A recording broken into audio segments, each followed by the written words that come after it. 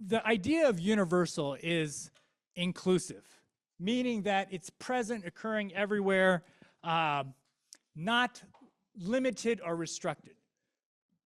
The whole of something. So the reason why this is called the Universal Peace Conference, the Universal Peace Connection, it's not the American Peace Connection or the Japanese or the Korean or the Russian or the Israeli or the Canadian French. It's certainly not a political, it's not the Republican Peace Connection, it's not the Democrat, it's not the Libertarian, it's not a religious, it's not the Christian, Hindu, Muslim Peace Connection, it's the Universal Peace Connection. So today, I'm hoping that we'll engage in discourse that will speak to some of these universal principles that can promote a more peaceful world. All right. Now, if we can go to the next slide. Now, one of the things that gets in the way of a peaceful discourse is the fact that we live in a very polarized world, especially in today's time with the war in Ukraine, the conflict in Israel, and of course the upcoming elections that are coming up in November, and not just in the US, but throughout the world. So one of the things that causes this divisive, polarizing view is this idea of us versus them, you know? And that becomes very insidious. It starts to accumulate some harmful impact over time, where it now starts to devolve in this idea of good versus evil.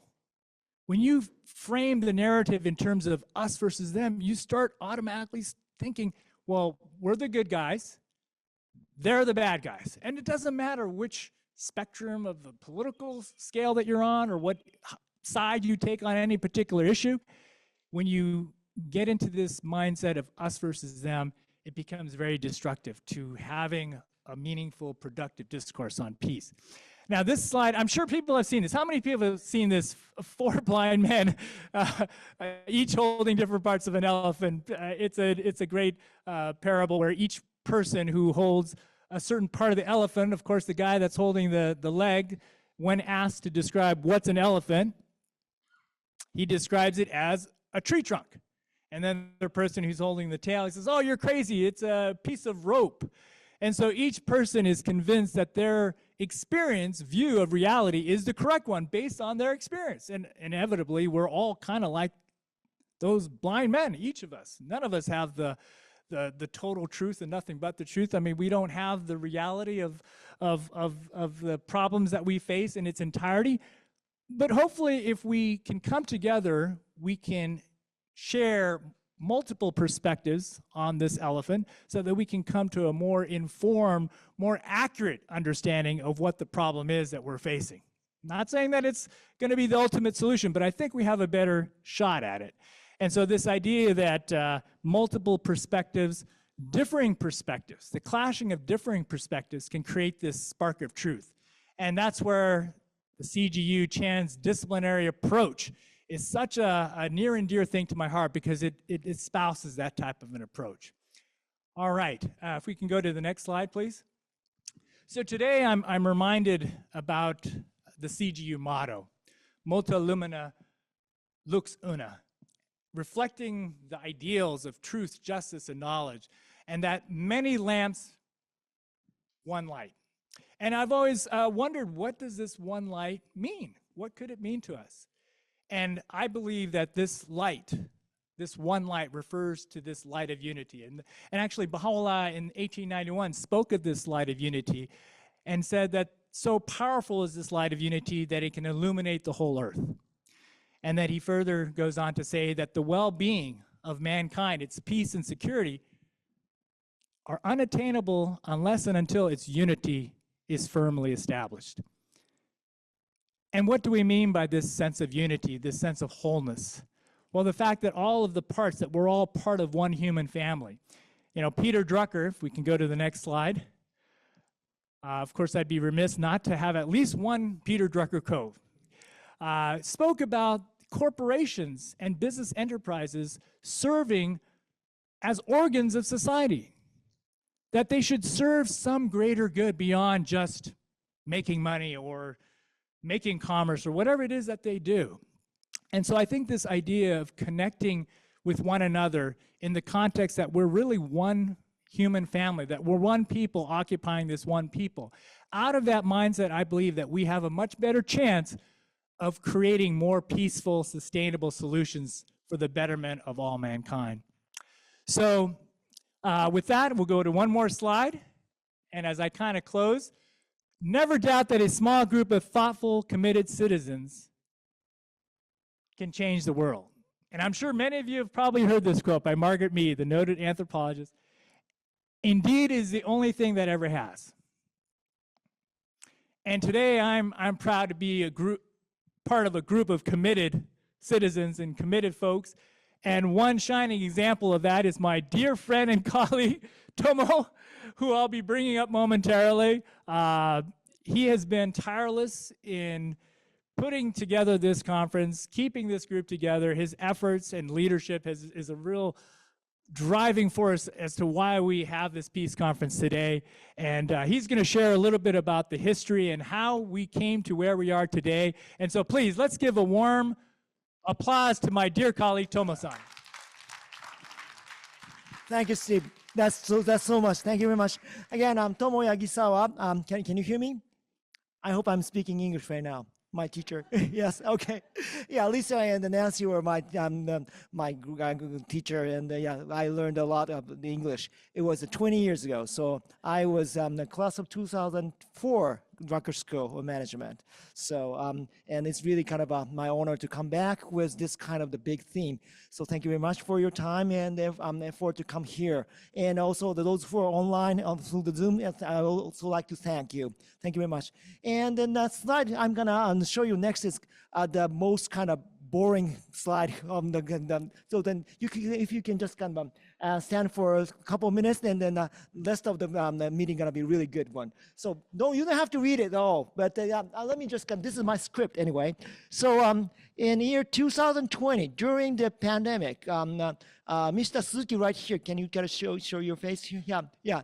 He's like, he's the one organizing the Peace Day online event. So around the globe, 24 hours, he kind of organized, he asked everybody to organize the kind of Peace Day event online. And during the COVID time, that was something we could do together, right? Thank you very much. And then he asked me to do the Pacific time zone part. So then I organized, and then my friend, dear friend over there, Albert Banigo was there, and then also my dear professor, Jean Lubman Blumen's there. And then it was intended to do just annually, one time a year. But Jean asked me, why don't we do this monthly? And then I got the kind of huge assignment. And then we started the monthly meeting. And for 2 years, we've been kind of doing that was under the COVID. So we organized the monthly meetings, and then we came up with the idea, why don't we kind of organize a conference? But it was still under the pandemic. So with the heavy help from the CGU, we organized an online event and then co-hosted by the CGU, and that was a really kind of wonderful one. And we had a couple of the scholars and then speakers from Claremont and then surrounding neighborhood as well. And then that's happened. And then last year, finally the pandemic was over, and then we thought about, coming to Claremont is really nice. And then, of course, online, now we are trained to do the communication, but real communication, we need to really meet people, right? And so then, of course, today we also have those who are kind of joining from online. This is just fine, but the meeting is also good. So then we organized last year, back in Berkeley 16, like a similar setting, and then we had the wonderful speakers talking about the peace. And this year, as our professor Peter Drucker said, next one has to be always the better. So then we try something better, and this should be kind of better one. And so this is here we are, and I didn't read anything but from here. So next slide, please. And then, yeah, this is the theme for today, and we'll have kind of a deep discussion. But now, obviously, we cannot, just like Steve said, we cannot say, oh, they're different, so then we cannot communicate each other, or they're kind of the different group, okay, let's not kind of touch them. We are kind of interdependent, and then the diversity is kind of just, we are living in a diverse city every day. So we cannot avoid that. But at the same time, I think that's an opportunity for us to kind of heavily. So how we can lead that is the theme we would like to talk about later today. And next slide, please. Yeah, and I believe it's really simple, but the piece should it begins with communication, and then yeah, I already mentioned, and yeah, I think I talked about everything, but yeah. Anyway, in order to establish the friendship, we need to communicate first. And then I don't know whether this is helpful, but what Peter Drucker said about communication is not how you speak kind of well, how it received. So it's really kind of realized at the receiver's point of view, so listener's point of view. And he said that communication is perception, communication is expectation, communication makes demands. So maybe there are a lot of different definition of communication, but today here in Claremont, why don't we kind of take it, based on this discussion, it's kind of something I like to propose. And next slide, please. Again, busy slide, but it's, how can, oh, this is, yeah. In global settings, we have a lot of discussion thing. And today we're talking in English. And then those who can speak English, this is fine. But what about those kind of rest of the people who cannot speak English? Maybe they need the interpreter. But through interpreter, can you really kind of trust, build the trust? Or can you really make friends using, asking the interpreter to kind of please translate what I want to say? Maybe it's really difficult, right? And of course, we really appreciate interpreter to kind of make friends kind of overseas. But nowadays, we do have some technology. So now you can, I think you have cell phones and smartphones, which recognizes your voice. So then turning what you said into the text is really easy. And combined together with AI, which easily change the language. So then we can actually exchange the idea from really from the kind of deep side, rather than just superficial second language level. So that's something kind of feasible, about to be feasible. And this is actually not my idea, but a friend, Suzuki-san's friend, and my friend, Tahara-san's idea, and then he's actually on the Zoom location, and I like to call him. Let me have him here. Spotlight, and maybe spotlighting here. Tahara-san, can you speak? Yes. Yes. Yeah. Yeah. So hello, everyone. Hi. Hi. Okay, I'm connecting from Japan. So I want to share my idea. I think the world is currently trying to connect in two different ways. One is a method called global, and the other is called planetary. I believe that the two approaches can be complement each other.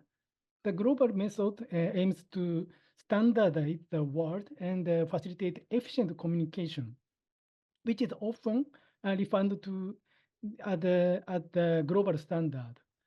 For example, this event is communicated in English because many people speak English. It's the reason why that we use English is the efficient communication. But however, if this method is taken too far, it can lead to the cultural colonization, reducing the cultural diversity and making it difficult for new ideas or culture to emerge. The planetary method stays diverse while connecting. This approach enhances the information space of the planet to higher dimension, where the constant re-editing gives birth to new things continuously. what has disturbed the planetary approach so far has been the language barriers. But with the advent of the generative AI, like the ChatGPT, mutual translation has become easier. Changing the situation, I'm organizing the event based on the planetary perspective, such as publishing multilingual magazines. I asked friends to write a manuscript and in own language. For example, my Chinese speaker writes a manuscript in Chinese, and the English speaker write a manuscript in English, Japanese, and the Korean also. My magazine is publishing the many language at the same time. The first page is in English, the second page is in Korean, third page in Chinese, and so on. So I set the QR code at the right bottom of the page. The reader can access to the internet and can read their own language. It's a multi-language magazine. And also, I hold the transnational reading group. And in the event, I translate the novels to many languages.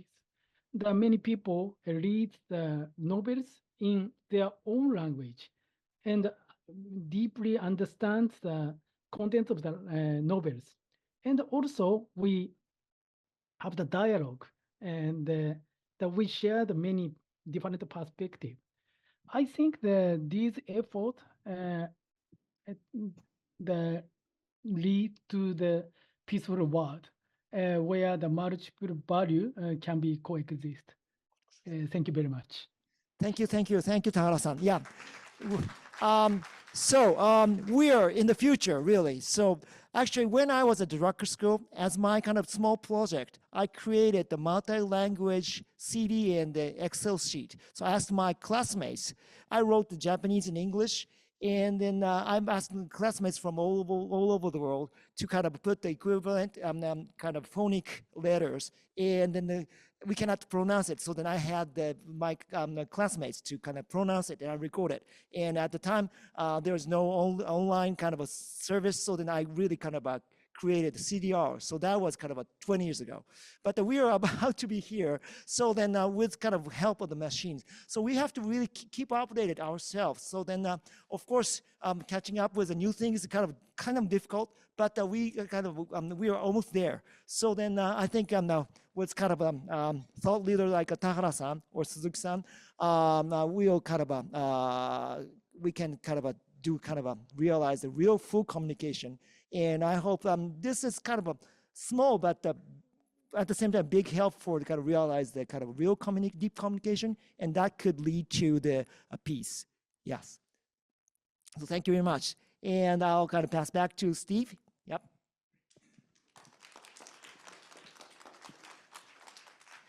Great, thank you, Tomo. That's really exciting breakthrough technology that we're going to be seeing more and more of, because language is certainly a big barrier to communication, and if we don't have communication, we're going to have barriers to peace.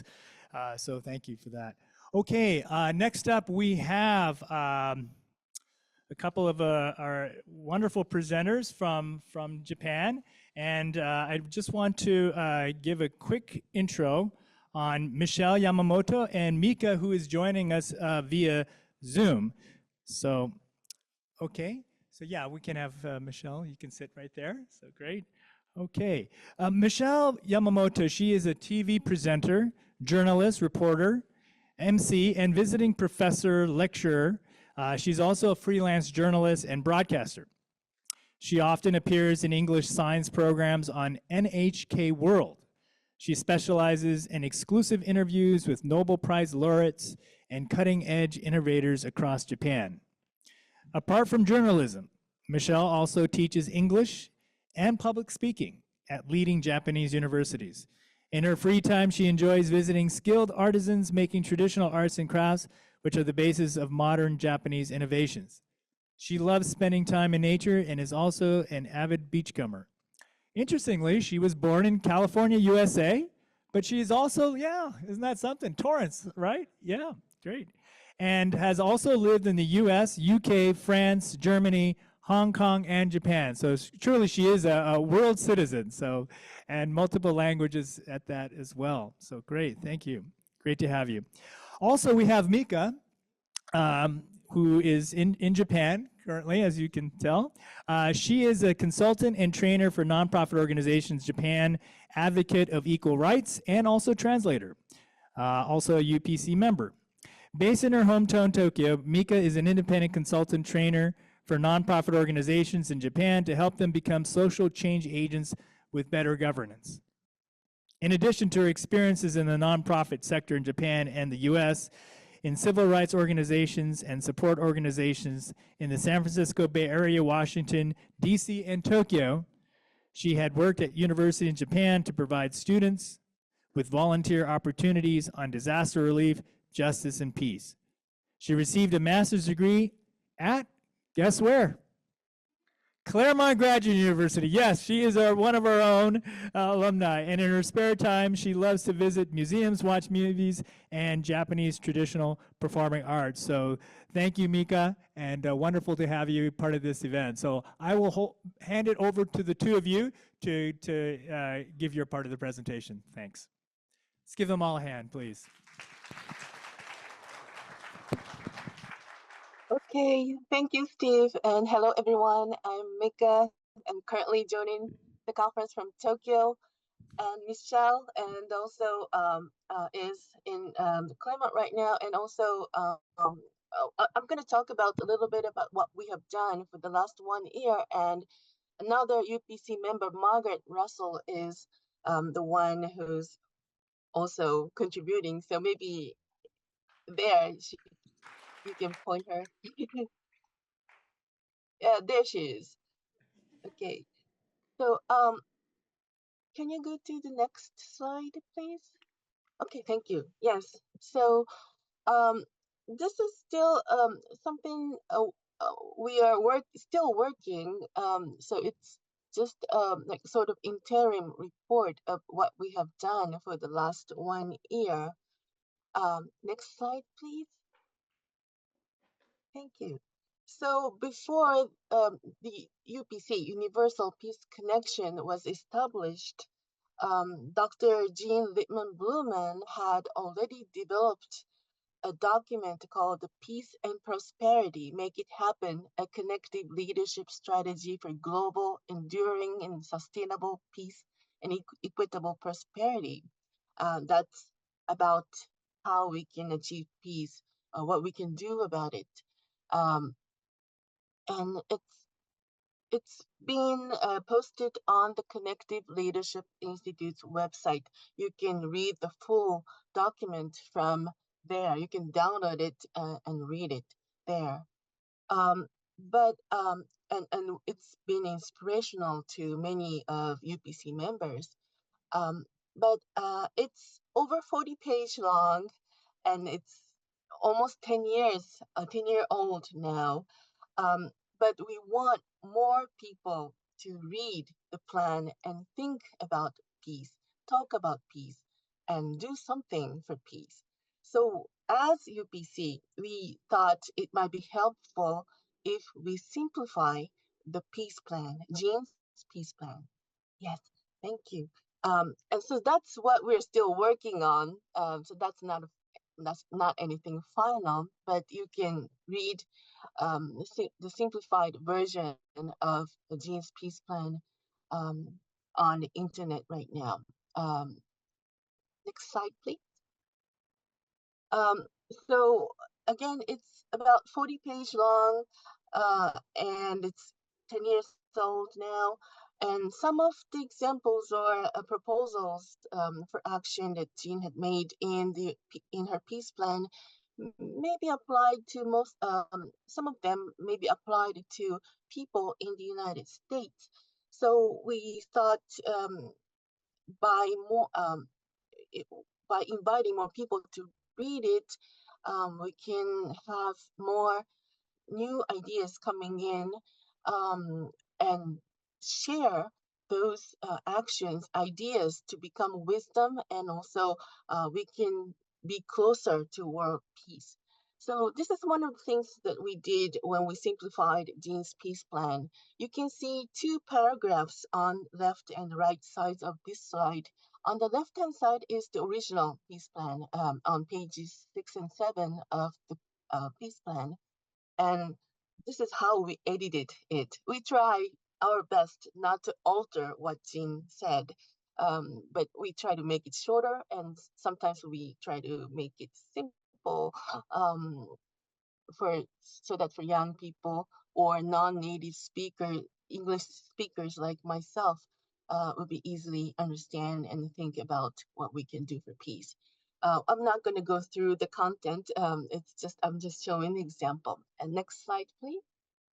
So now that it's only 5 pages long, you know how much we took from the original peace plan. It's more like an index of the peace plan. And we've developed a bullet point list of what we can do for each sector of society. Actually, these titles are not shown in the original peace plan, but after Margaret, Michelle, and I read the peace plan, we thought these are the essences of what of the some of the proposals written in the peace plan. So if you can go through the list and think about what you can do for each sector of society, that'll be great. And also maybe you may be able to come up with something that are missing in the list, and think about what you can do for peace. Next slide, please. So we strongly like to encourage each of you to read ultimately the original peace plan, but to start, you can read our simplified peace plan on the internet. And we hope that either original peace plan or the simplified peace plan will be used as a tool for peace. And that's it from me. Thank you very much for listening. And Michelle, can you take over? Okay, thank you very much, Mika. And thank you very much for listening, everyone. So what we'd like for you to do and what we want to continue doing, and I would like for us, all of you, to achieve, is that we want to make this peace plan a living document. We don't want to let it just sit there on the website. We want you to actually use it and help us make it better and make it evolve so that peace will be there for all of us. And we want to make it, let this plan go on to the next stage. The first stage was built for us by Jean, and it's a wonderful, wonderful plan. I hope that you go into the original plan and look through it. It was written 10 years ago, but it's still very powerful. And I'd like for all of you to join in because we believe that it is for the families to start thinking and talking with your family members and your youngsters about what do you think about peace? But when we start saying, okay, let's talk about peace, it's very difficult. Where do we start? It's all hard. But if we do have something in common to talk about with, it will be a useful material, I believe. And as I said, discussions should begin with families and also in schools, especially. We are hoping that we can start at a very young age. As Margaret, she was an elementary school teacher for an extremely long time. And she has done workshops last year in elementary schools to talk about peace and have children think about peace and feel what peace is like. And I too I've taken it to some works into university classes in Japan. And I've shared with my students and talked about peace. And for them, a lot of things comes as a surprise. And they now think about peace very seriously. And I hope that you take this kind of opportunity and help us keep on working on it too. And as Mika has shown you this document, we'd like for you to take a look. And also, we'd like for you to add your ideas on what we can do to make this plan even better. And there's a section for you to write comments. So we want to build this world. We want to make this world even better and make it much more peaceful and pass it on to our next generation. So it is for the main title that Jean had given to it was Peace and Prosperity, Make It Happen.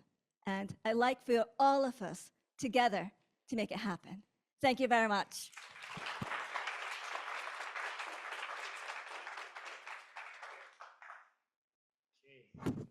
Thank you, Michelle. Thank you, Mika.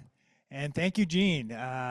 Jean, do you have any comments or sentence that you'd like to say now that we've got you on the screen? Well, first of all, I would like to say thank you to every one of you who is there, to Tomo, who was my student 20 years ago, and without whose help, this certainly wouldn't have happened. And all my other students who were there, as well as the other people who had voted to the peace effort that we have been undertaking in the last few years.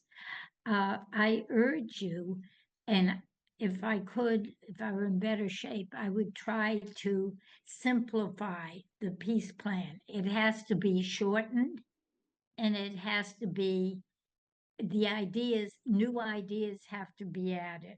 And I welcome that. I think it's important. If we ever thought that peace was important, all we have to do is turn on TV now and watch chargers and cell phones exploding in people's ears to realize that peace is not with us yet.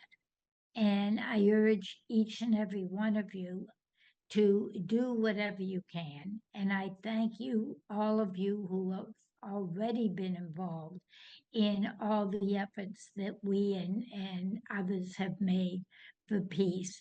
And I want to thank the Tomo because he's taken such made such an enormous effort to keep this going and to energize it. And to thank Dean Sprott from the Drucker School for also continuing to support this. Peace is something that we all have to work for. It doesn't matter what you do, who you are, what religion you are. Peace is a benefit to all of humankind. So I urge you all, and I hope I continue to be able to engage in efforts that will move peace forward. Make it happen. Thank you, Jean. Thank you very much. Thank you for being an inspiration and a guiding force for the Universal Peace Connection Group. So, all right. And now next, I want to introduce somebody that will speak more about the connective leadership principles along with Peter Drucker's ideas on a functioning society. No tall order by no means. And we've given him a few minutes to capture some of the essence of these things, these heady topics. Dr. Michael Millar, he is a lecturer emeritus in music industry studies at Cal Poly Pomona and is also a past director of the university's Center for Community Engagement. He is an arts commissioner for the city of Santa Clarita. Dr. Millar earned his Doctor of Musical Arts with concentrations in Performance and Arts Administration from CGU and actually studied with the man himself, Peter Drucker, and actually gave him rides and was sitting in his classroom. So that is quite a great honor. And as well as Jean Lippman-Blumen. He is a certified facilitator in Peter Drucker's 5 Most Important Questions and is also a Connective Leadership Institute certified associate. So we've got the right person to speak on both topics today. Dr. Millar is also a voting member of the Recording Academy. So the Grammys that you see come up, well, he has something to do with that. And is an ICF certified coach serving diverse professional constituencies. So please give a warm welcome to Dr. Millar.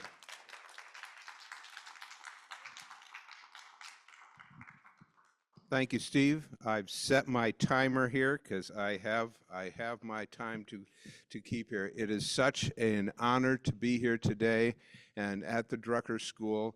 It's a great thing about Claremont Graduate University that we have transdisciplinary studies and a transdisciplinary outlook here, because how else would a musician getting a doctorate in music come and add a second concentration in arts administration, end up here at the Drucker School studying with Jean Lippman Blumen, studying with Peter Drucker, and this was a great gift in my life. People looking at transdisciplinary studies, check out CGU. And my first class here with Peter Drucker, if you see that red carpet there, that's exactly where he was sitting. So right here in Albrecht. So let me talk a little bit about my two wonderful mentors, Jean Lippman Blumen and Peter Drucker, and some of their work that I think is absolutely applicable to the peace efforts. Let us start, if we can start with the first slide, please. Thank you. Let's talk a little bit about the Connective Leadership Model. This comes out of Jean's book, the Connective Edge. The paperback version is the Connective Leadership, and I would urge everybody to read this book, Pulitzer Prize nominated. It is a wonderful book. And the whole philosophy of doing this is about how you achieve what you do in the world. It's not a personality test, it's an achievement model. And the connective leader in this philosophy is to really build on all of these achieving styles, and so that you have a toolkit that you can connect in multiple ways. So the direct styles have been around for a long time, and what I'm going to talk about in the peace area is look at instrumental and relational. The red ones, the instrumental, they maximize interactions with other people, so that you have the personal, who's the persuader, the social, who is the networker, and you have the entrusting, who empowers others, even if you're not quite sure that they can do it.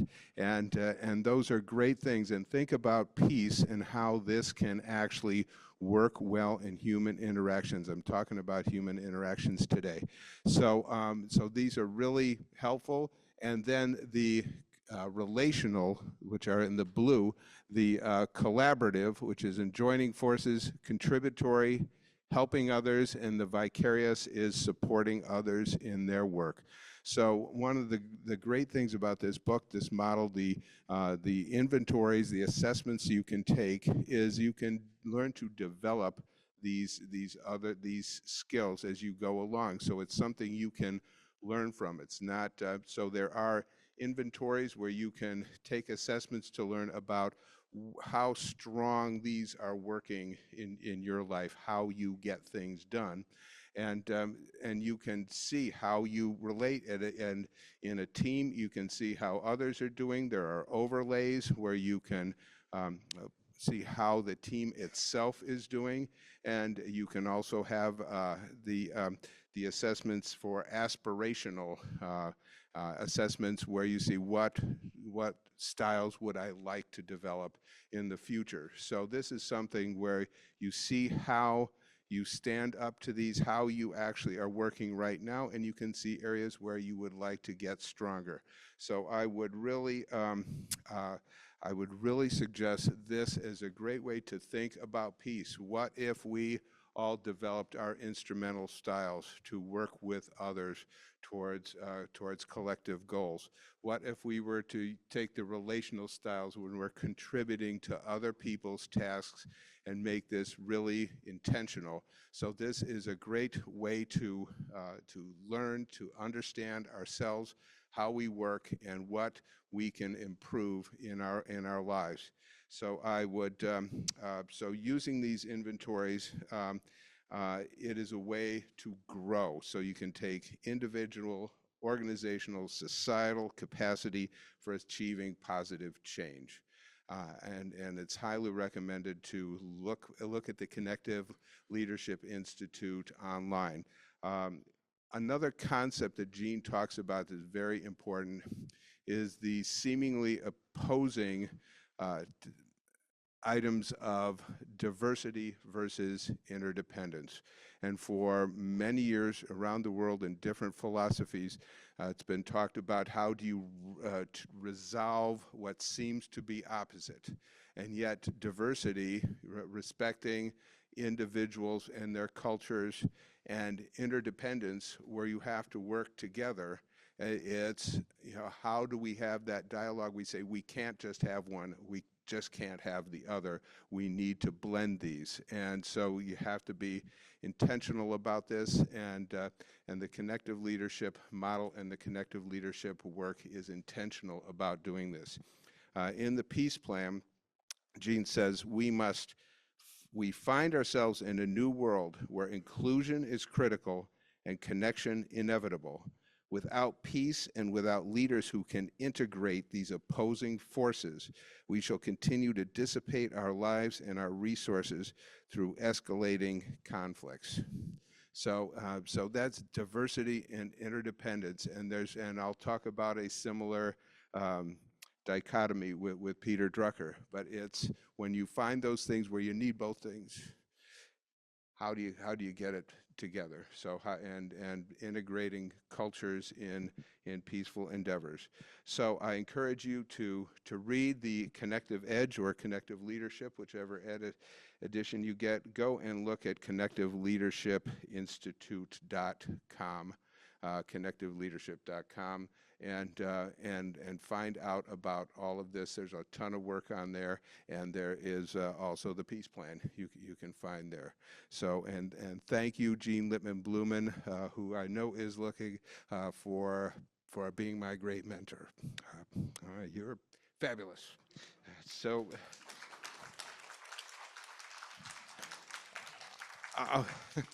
Okay, so if we can cut the slides for a minute, I'm going to start talking about Peter Drucker. And I had studied with Jean Lippman-Blumen, and she has you study. You have a whole pile of books when you're in one of Jean's classes. And I thought, before I get out of school, I should try taking a class with Peter Drucker. And I asked Jean, I said, Jean, do you think I'm ready for that? She says, oh, you're ready for anything. So I came, and he was sitting right here. And it was a great, great gift in my life. So I'll talk, he wrote 38, 39 books. I can't talk about them all. I reviewed some of it. I listened to the audio that he had that you can see in my reading list, which will be online. Peter Drucker was born in 1909 in Vienna, just prior to World War I. So he was somebody who experienced the lack of peace. So he survived World War I. The Austro-Hungarian Empire was destroyed in World War I. And then when Hitler came to power in Germany, then he was working in Frankfurt.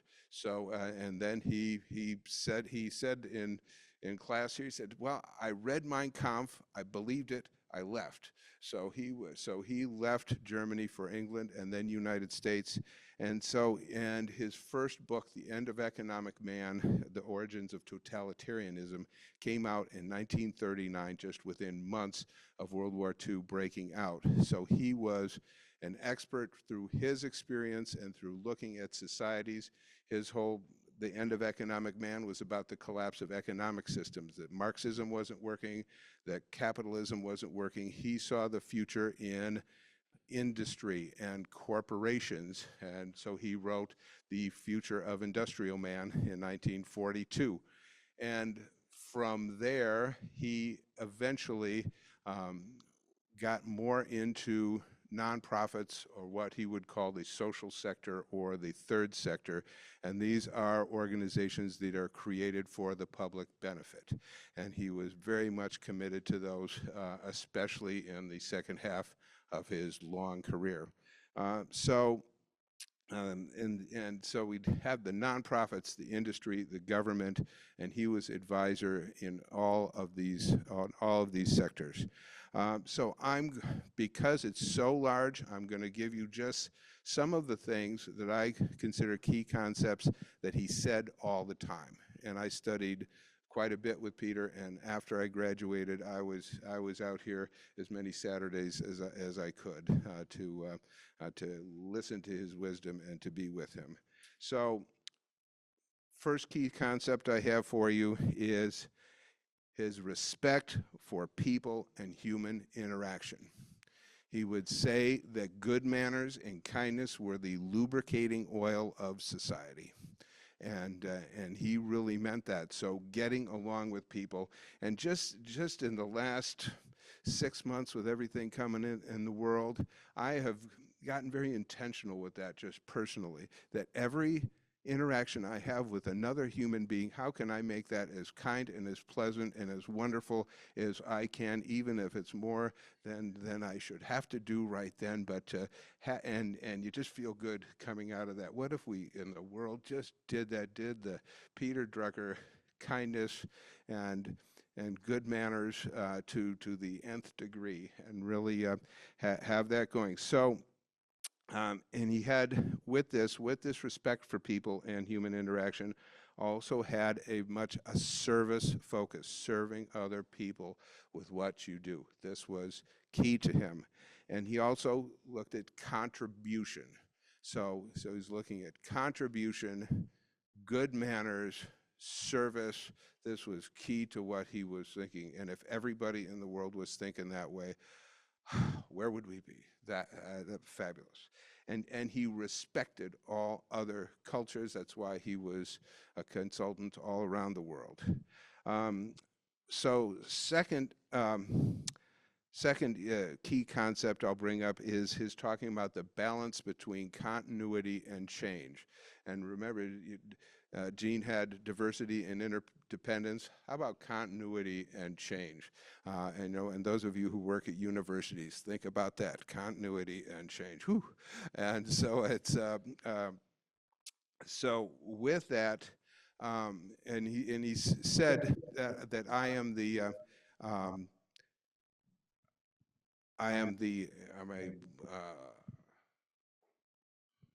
I'm echoing a little bit.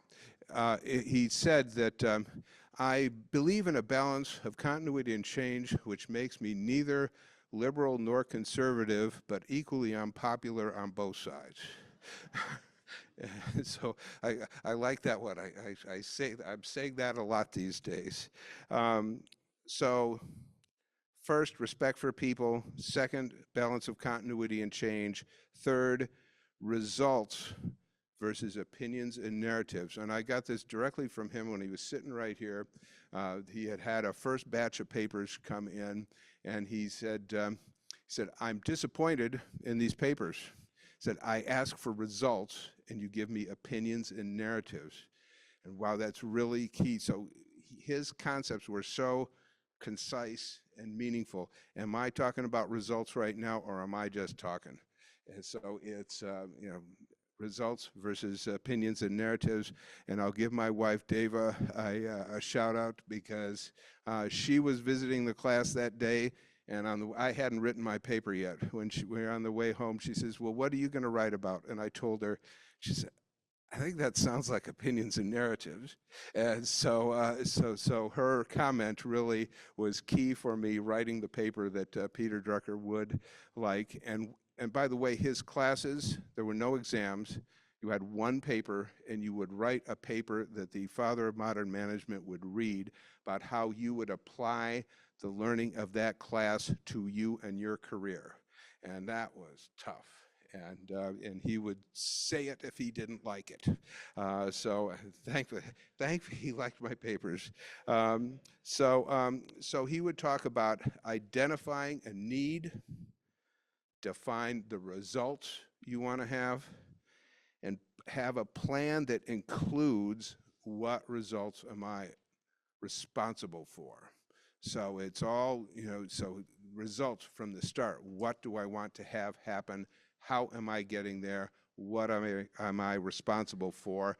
And in the end, he would use the phrase, and it has to degenerate into work. So if you're talking and you don't actually define your results and you don't work at it, then it's then where are you? So in addition with results, he'd say, who is doing the similar work elsewhere, and what can we learn from their results?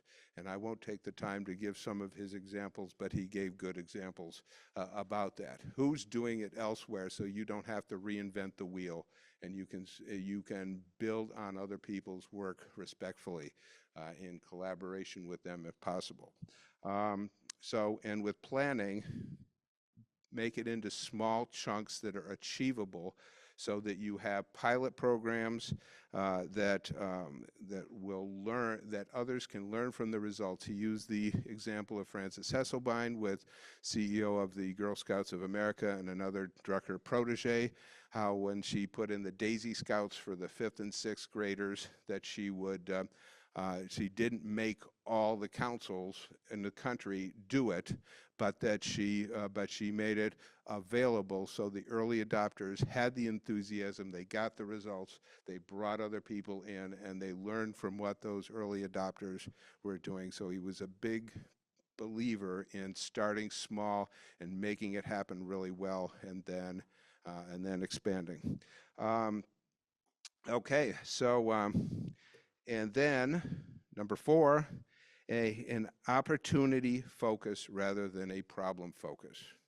And so he was big on that, because if you're focusing on opportunity, you're taking your strengths and making them happen in a positive way, and you're not going, and by doing that, the problems, which you don't ignore, but by focusing on the opportunity first, the problems will recede in importance, because you're getting those results through strengthening your opportunities and what you have there. He was very big on that, and students that just complained about their work in their papers really didn't do well. I wouldn't have done that.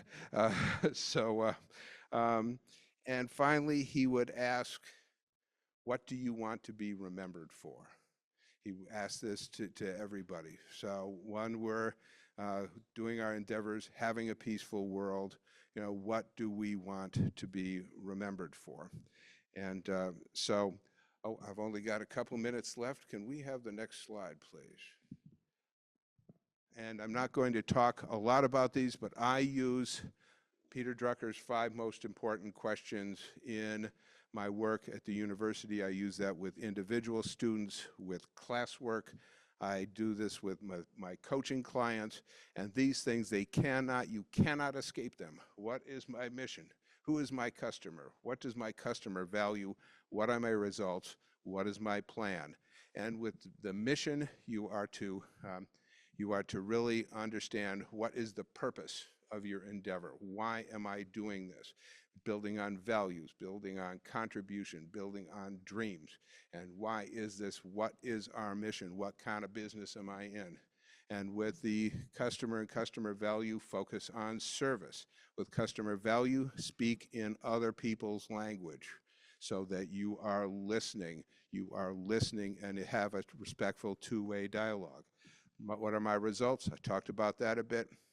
How do you define results? How do you measure them? How do you look at what you intended, the objectives, and how do those turn into outcomes? And your plan, you take those results, you are having your vision, your mission, your goals, your objectives, your action steps, your timelines, so that you know in a way that focuses on your mission what those results are. And I say, here's what we're doing this year, this month, this week, today, now. And that is how you get through the 5 questions. And if we could have the last slide here, please. And I love this quote from Frances Hesselbein, who was a wonderful friend and colleague. This is about the 5 questions. The tool is an adventure in self-discovery, a means for assessing how to be, how to develop quality, character, mindset, values, and courage. It begins with questions and ends in action. So I would encourage you to use connective leadership, use the work of Peter Drucker in approaching the work that we're going to do towards peace. Thank you very much.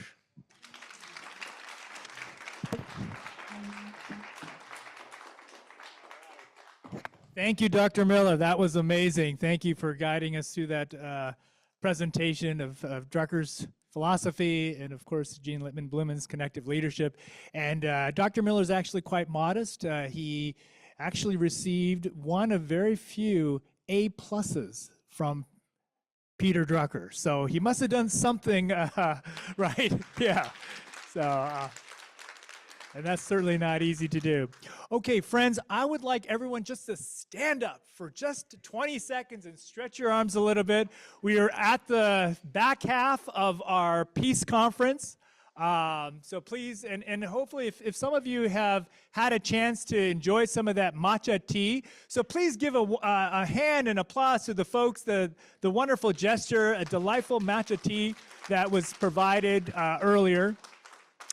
And make sure that that you join us afterwards. We're going to have a post-conference reception at the Drucker Institute, which is just right across the street, and we've got some light refreshments, some sandwiches, and things like that. So, okay, terrific. Now we're going to get into the next part of our conference, which is going to be our panel discussion. So we'll have a chance to kind of look at this from multiple perspectives. We've got actually a couple of students and then one faculty, and actually a couple of faculty. So we've got a nice balance. So if I wouldn't mind, if I would have my panelists kind of make their way down and just kind of sit in the order that you'll be giving your presentation. So we've got Andy and Kebokile, if you wouldn't mind sitting next to him. Yeah, that one right there, yeah. And then Ciara, and then Kunaal, if you could sit at the very end. All right. And then I'll just kind of post myself up here as a moderator. Okay. All right. Great. Okay. How are we doing, by the way? Are we having fun? I mean, this is engaging, stimulating. I hope that even if you come away with one idea that would maybe stimulate some thought and share with others in a way that's more conducive to a peaceful world, I think we have moved the needle even just a little bit, so great. Okay, we'll just give ourselves a pause, maybe 20 seconds and just kind of take it all in. I love what Dr. Millar said about just the idea of being versus doing all the time, so great.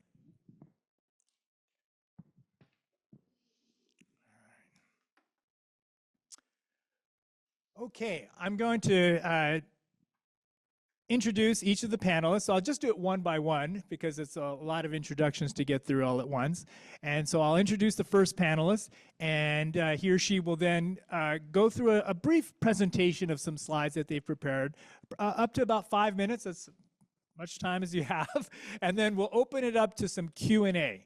And then we'll have some back and forth, because really we want this to be an engaging discussion, which includes all of you, the participants, as well as the folks that are joining us online. And I know, Tomo, you'll be informing me of the questions that come through the chat. So first up, we have Andy Vosko. Andy is an associate provost, right over here to my left, and director of the Transdisciplinary Studies program at Claremont Graduate University, as well as director of the Office of Consortial Academic Collaborations for the Claremont Colleges. He earned his PhD in neuroscience from UCLA, but has studied across disciplinary boundaries throughout his education. His scholarly interests include biomedical, interprofessional, and transdisciplinary education, art science integration, medical humanities, gender and sexual and minority healthcare, and neurobehavioral sleep medicine. If that's not transdisciplinary, I don't know what is. That cuts across a lot of things, so great.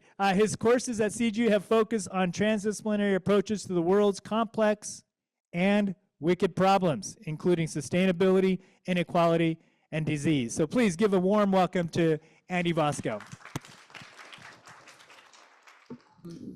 Thanks, Steve, and I'm very much honored and appreciative to be invited to be on the panel today. And Michael, thank you so much for the shout out to the transdisciplinary spirit of CGU.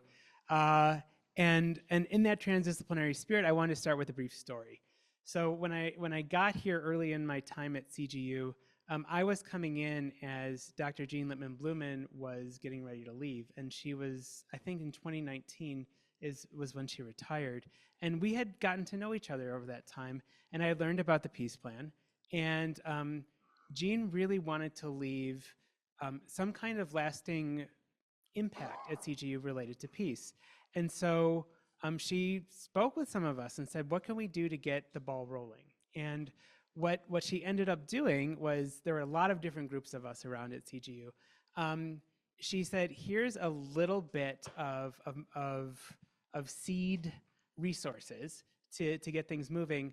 Let's see what we can do with this. And so with that, we brought out somebody named George Lopez, who was one of the first directors of the Kroc Peace Institute at the University of Notre Dame. Kind of pushed us through some things. And he brought myself and our now provost, Michelle Bligh, we were both at different points at that point, to Peace Camp for a week at Notre Dame. And at Peace Camp, we were with people who were from all over the world. There were folks that were trying to create a reunified Korea.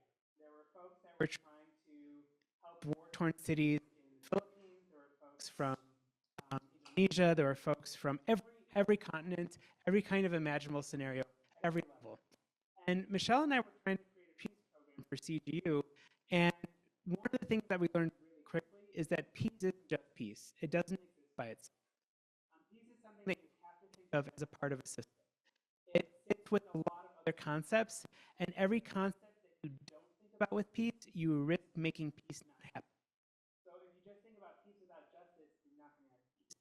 If you don't think about peace, if you think about peace without striving, it's not going to happen. So Michelle and I thought of, well, instead of just creating a peace program, what if we think about a network?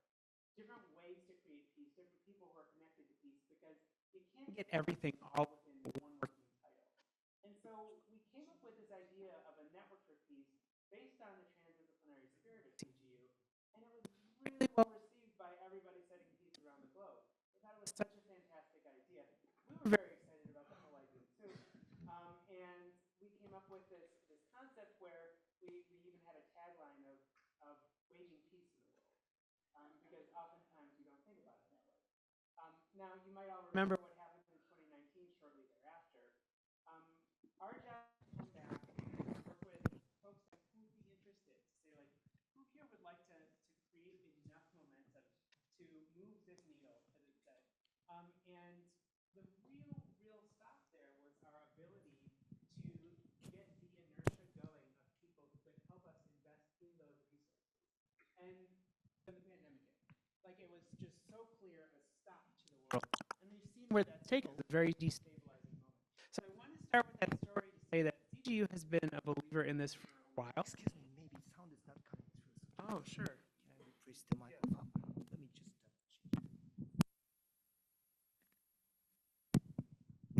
just okay. I feel like I'm in a Formula One race. I just had the pit crew. Is this better? Okay, sorry about that. It was a lack of resources. We didn't have the appropriate investment to really scale this up to where we wanted it to go. The pandemic hit, everything stopped. So then what was the way that we were going to continue thinking about this when we were able to start thinking about this again? And that's where it brings us today. So I want us to hold that thought. Can I advance to the next slide, please? So one of the things that's really useful about a transdisciplinary approach to a problem is that transdisciplinary problems are wicked. You know from the beginning that they're complex. Peace is complex. This isn't something with a three-step solution to get there, otherwise we would have done it a long time ago. We got to kind of think about it with that kind of respect. So I'll ask everybody for like 5 seconds to close their eyes and think, what does quintessential peace look like to them? Chances are it looks different to everybody. It goes back to the elephant parable. A lot of us have been shaped by the ideas of a utopian peace, but that's not really what peace is either. Some of us view peace as oppressive. Some people have that relationship with it. Others view peace as overwhelmingly chaotic because they just think about the problems rather than the opportunities for it. But each of us has what we call in causal layered analysis a way of looking down to these very deep representations that are embedded in our minds that then dictate how we creatively think about solutions to those problems. So we have a filter over us that then predicts how we're going to approach that problem. And if we think of peace as chaos, or if we think of peace as utopia, we're going to act that way when we're trying to enact peace. The trick is figuring out what everybody's representations of peace are and integrate them. That's really where the magic comes from. And peace is not a space, it is not a state, it is a process. It is something that you have to keep investing in, it's something that you have to keep working towards. So that's the first point, it's complex and it's a process. The second is it's not perfect. Peace is imperfect by its nature. It is not an absence of war. That is not a definition. That's a negative definition. And it is not a utopian space. And, somewhat controversial, peace involves conflict. There's a such thing as good conflict. There is violent conflict, which is never good. But conflict itself does not take away from peace. And in fact, it helps you maintain it. There are different levels to peace. There's peace within yourself. You can look at this as a micro level. There is peace that exists with you in a community at a meso level. There's peace that exists between communities at a macro level. You can keep growing and going in between these two. If you're lacking peace at any one of these levels, it's going to affect the other levels. This is why it's a constant work in progress. Every opportunity to enact peace, to use peace as a process, is also unique. This is a transdisciplinary concept, is a wicked problem. There isn't the same version of finding inner peace with me as it is for finding inner peace with somebody else on my panel. And the same is true between communities. There are different ways that you have to approach peace each time. And the last, and I want to go back to Steve's slides, which I thought were really awesome. The elephant story and the Margaret Mead quote. They both relate to my last point, that peace is really a point about relationships and coexistence and living together. That's really what it boils down to. Transdisciplinarity has us understand that everybody is looking at that elephant without, well, actually they're not looking, they're blindfolded, and they're touching an elephant and trying to figure out what it is that this animal is. Some people are touching the ear of that elephant, and if they knew what an ear was, then they say that this is the thing that the elephant is hearing through. But when we're looking at this as an audience, we know that thing is an elephant, and we have a story about how that must all work together. But the truth is, there's a lot we don't know. How many people in this room know that elephants hear through their feet as well as through their ears? I mean, who would have thought that looking at that picture, we'd have that same representation?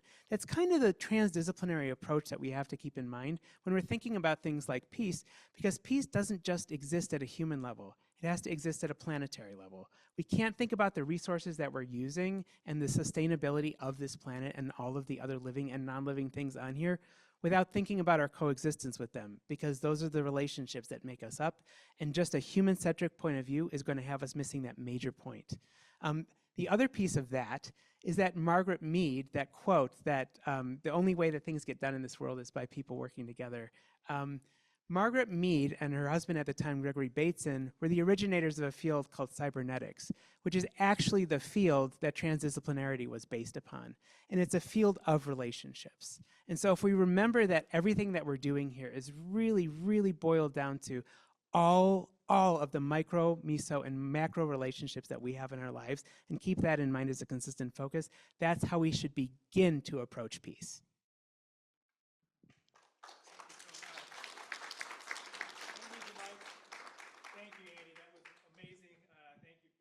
This transdisciplinary approach to creating a more peaceful world. That was amazing. Thank you.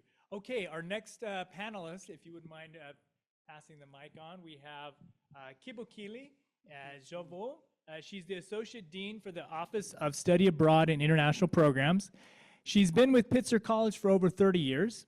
Her main contributions to Pitzer College have been running the Pitzer program in Zimbabwe for 10 years. Founding and running the Pitzer in Botswana program, directing successful Pitzer 60-plus international exchange programs, and facilitating the vaccine development project in partnership with the Botswana Vaccine Institute and the University of Botswana. Kebokile also teaches classes in gender and feminist studies. Her research interests are in women and the law, especially human rights in Southern Africa. Kebokile holds an MSc from the University of Edinburgh, Scotland. Kebokile's peace work is within memberships and projects within the United Nations Association Pomona Valley chapter. where she was president for 2 years, Rotary International in Claremont, and Initiatives of Change. She believes that global education and exchange is the window to peace. Thank you, Kebokile. Thank you. That doesn't sound like me, but anyway. Yes, I would like to approach the question that was presented to us with my own operational definition of peace. My operational definition of peace is based on an age-old African saying that says Ubuntu. And Ubuntu, really what it means is that I am because you are. Our destinies are intricately connected. So I can't be me over here and Andy, you are over there. Our destinies are together. If we were to have an earthquake, I hope we don't, we are in it together.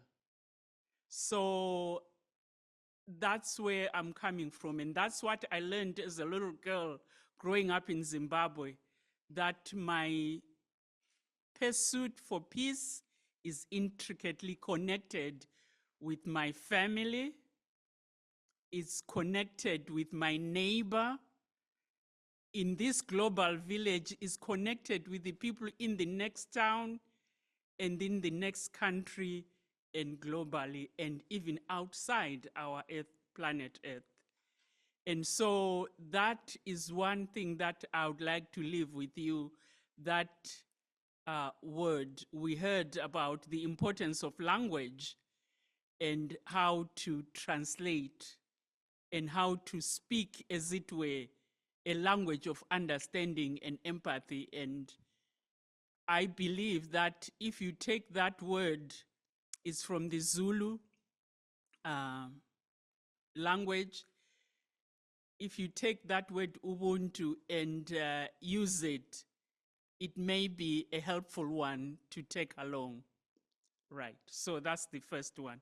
By the way, it's really hard to ask an African to speak for 5 minutes because we first have to go round and round, but I really promise you I have 3 points. Then the next one is the SDGs, or the Sustainable Development Goals. The Sustainable Development Goals, there are 17 of them, and I promise you I'm not going to go through all of them. I'm just going to go through these first 5. No poverty. That sounds utopian, but I would like to say or argue that it is possible to realize that if those of us who are privileged are mindful of our privileges and make sure, because guess what? There is enough food in the world for us all to move on to the second Sustainable Development Goal. There is enough. The reason why there is hunger, the reason why there is still abject poverty is because some of us have more than others. And I'm going to say and argue that if we try and practice that age-old African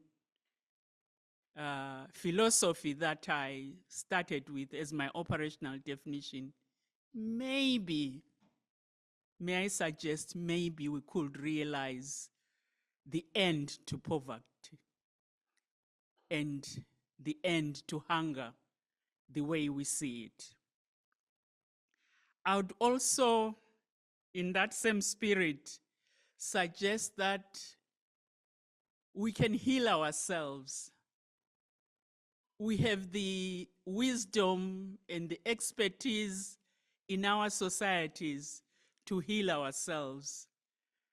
But the world, the way I see it, has been creating concoctions that are killing us. We have been eating things that are killing us, that are non-food items. Therefore, if that is indeed true, then I believe in order to realize peace, to go back to our word, it is important that we are healthy, and I cannot be healthy upstream if downstream my neighbor is having all my pollutants. And so I'm going to suggest that good health and well-being, the third development goal, although it's called health, it actually can be, and it points towards peace. Then, of course, I believe that education is the key. If you have a hammer and everything around you is a nail and you knock it down, as an educator, I really seriously believe that in order to realize peace, we need education. And I'm not talking about reading and writing, important though those are. I am talking about intercultural understanding. In order to understand the other, I need to learn the language of the other. I need to use that AI that was presented and told to us earlier on. I need to be competent in that so that what I say is understood, and also so that I listen and hear what the other people are saying in their language and in their way. I believe that in order to realize this universal, there must be some universality about it. We need to ensure that there is education for all, especially at the elementary and secondary school level. Yes, we're in tertiary education and we enjoy this, but there are a lot of girls, especially, I will argue, who have no access to school where I come from. So I see myself as privileged. And so those of us who are privileged have a duty to make sure that we enable those who are not to be here. And then on this slide, the last one I'll talk about ever so briefly is gender equality. And I think in this room, I don't need to go further than that. In order to realize peace, you cannot ignore half of society, as we change into the next slide. And you know, I say that it is important to, and what that picture is about is a school in Zimbabwe. Zimbabwe is home to me.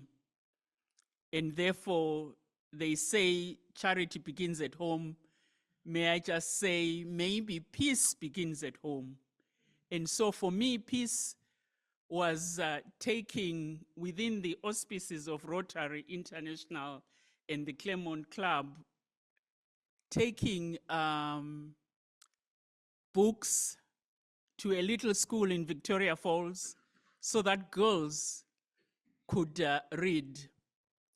For me, peace was also making sure that the girl child could go to school. Believe it or not, the girl children in this particular school were missing 1 week out of every 4 because they were having their menstrual period.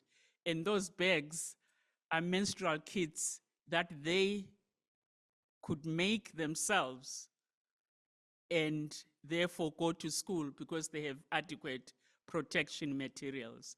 So I am saying peace has many forms. It may be eradication of poverty, but it is also ensuring that the girl child goes to school. And I'll end by saying to us all that we have a role, like has already been said before. Every one of us has a role to play. And I think what we need to do is to find what it is we need to be working on.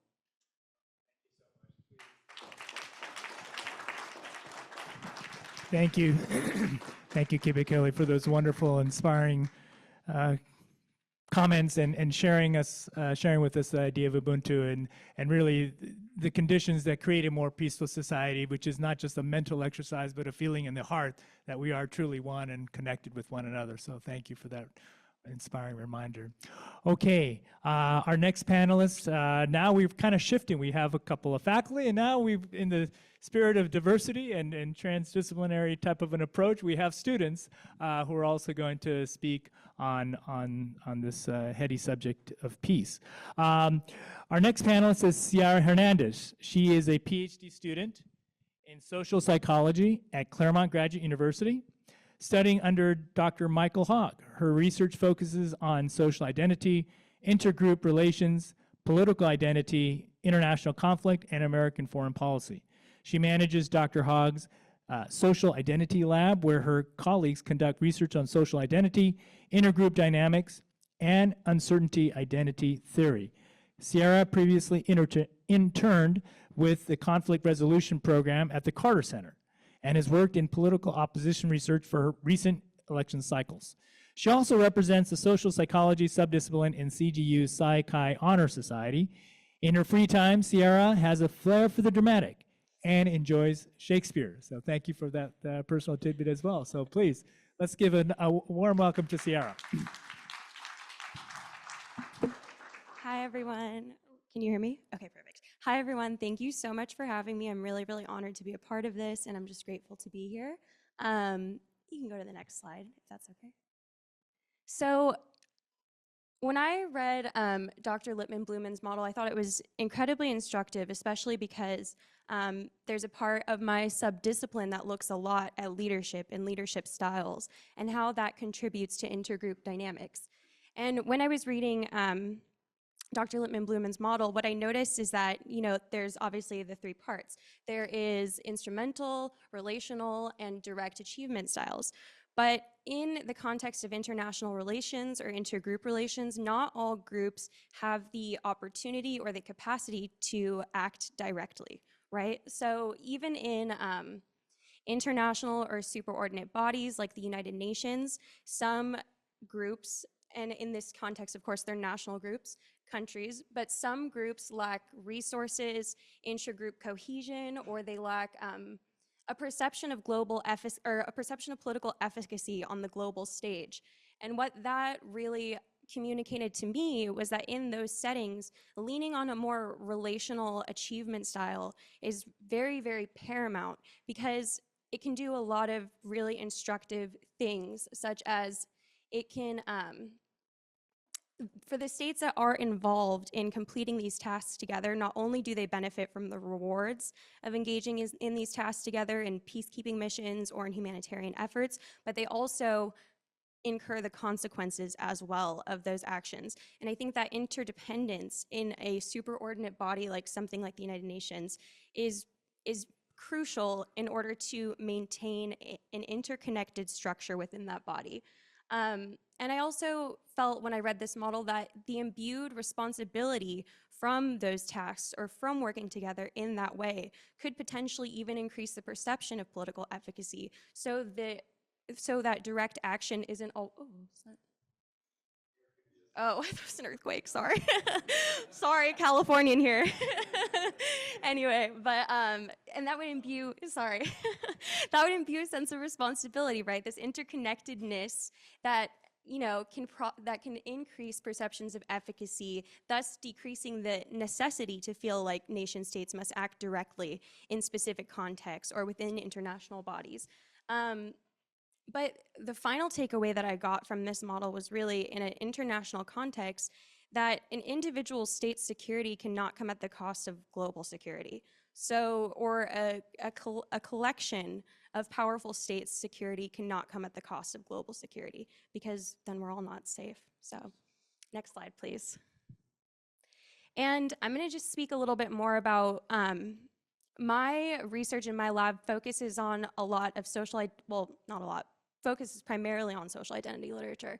And through the prism of social identity literature, obviously in theory, what it is the self concept as it relates to yourself as a member of social groups, right? You internalizing your membership of a social group, obviously some of the largest social groups there are nation states, you internalizing yourself as a member of that social group and it then affecting your behavior because you are acting as a member of that social group as opposed to just an individual, right? So I thought what might be more instructive though is to just give a little bit more background on Henry Tajfel, who was one of the main theorists within this school. Tajfel and Turner came up with social identity theory, but Henry Tajfel was a Polish Jew who was not allowed to go to school in Poland at the time that or not allowed to seek higher education at the time when he would have had to.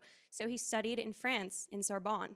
And then, this is very sad, but unfortunately, the Nazis invaded and they took him prisoner when he joined the French army.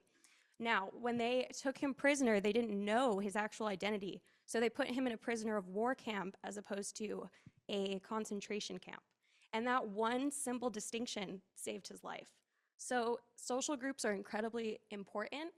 And sorry, they also speak to intergroup relations, right? When we are in social groups, there are also outgroups that are relative to our in-group.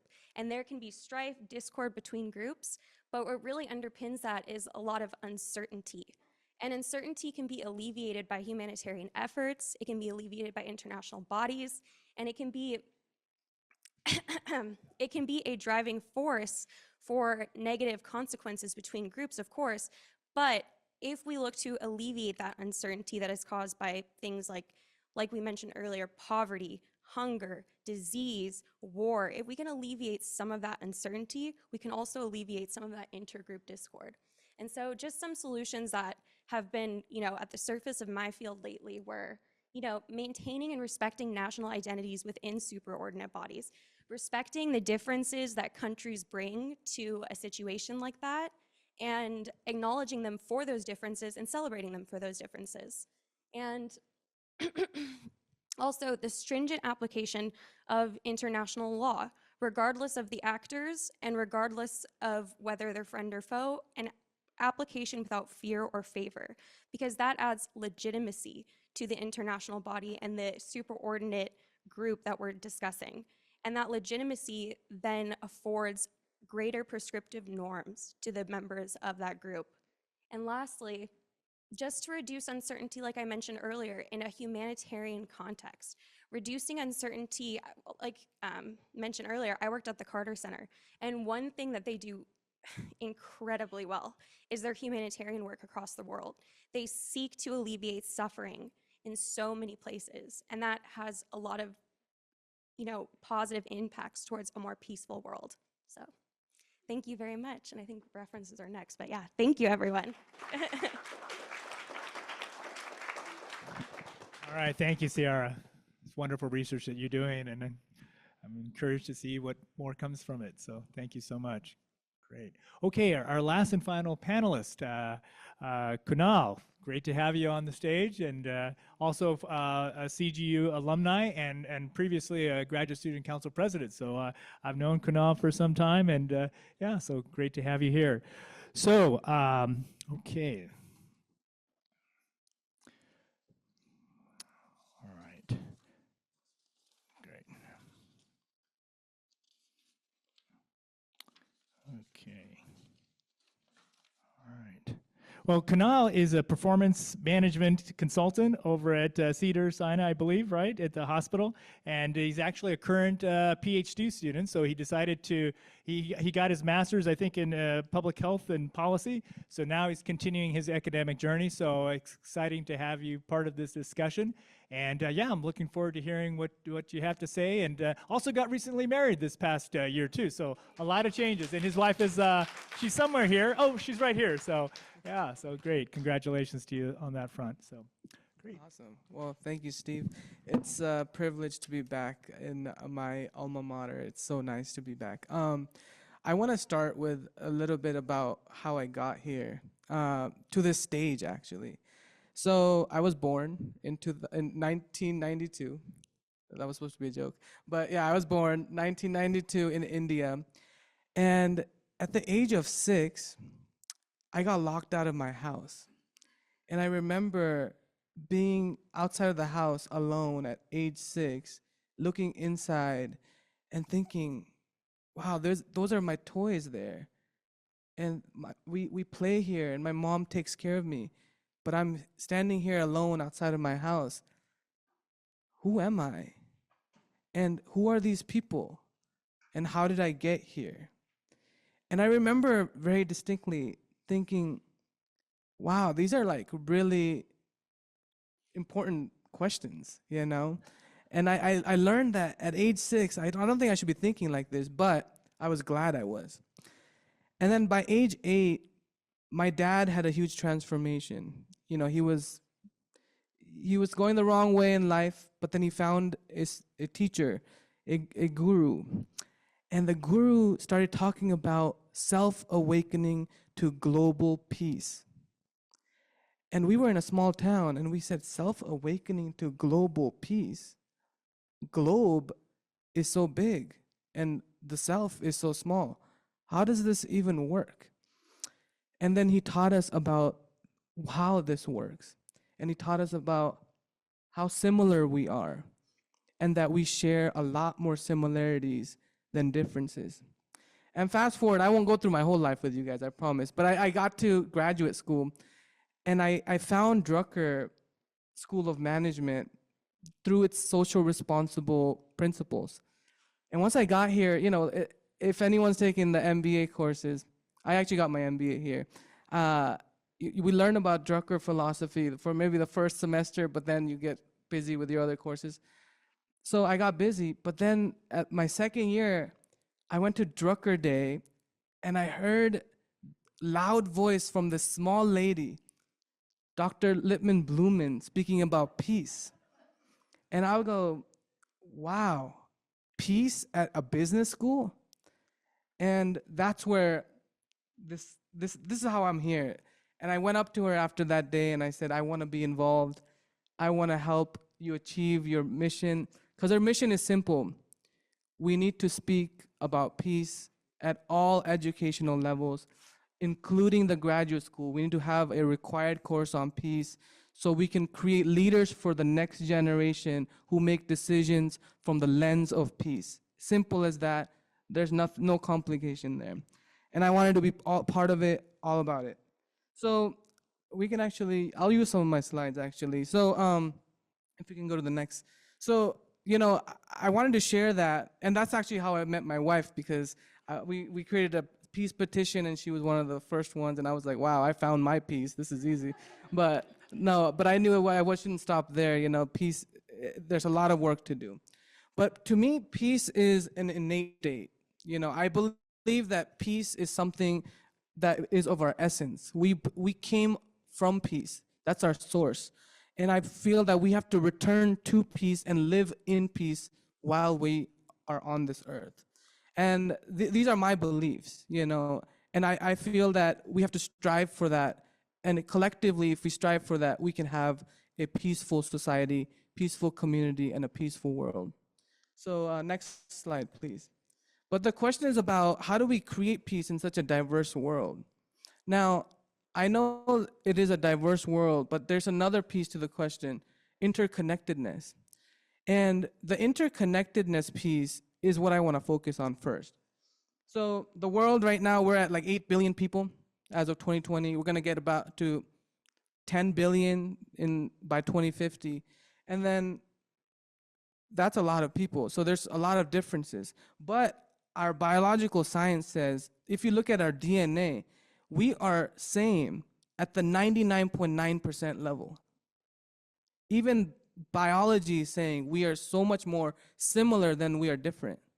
And then if we look at our shared lived experiences, how we live our life, it's usually, you know, we are born, and then we educate ourselves, we learn, then we form relationships, we get married, and then we start questioning what is the meaning of life, and then eventually we get old, and then we find the end of life, you know. And this is the general trend. But there's this concept of what is the meaning of life that we finally get to eventually. And I am very fortunate and I'm very lucky to be sitting here because that's essentially what we're talking about. What is the meaning of life and how can we achieve that?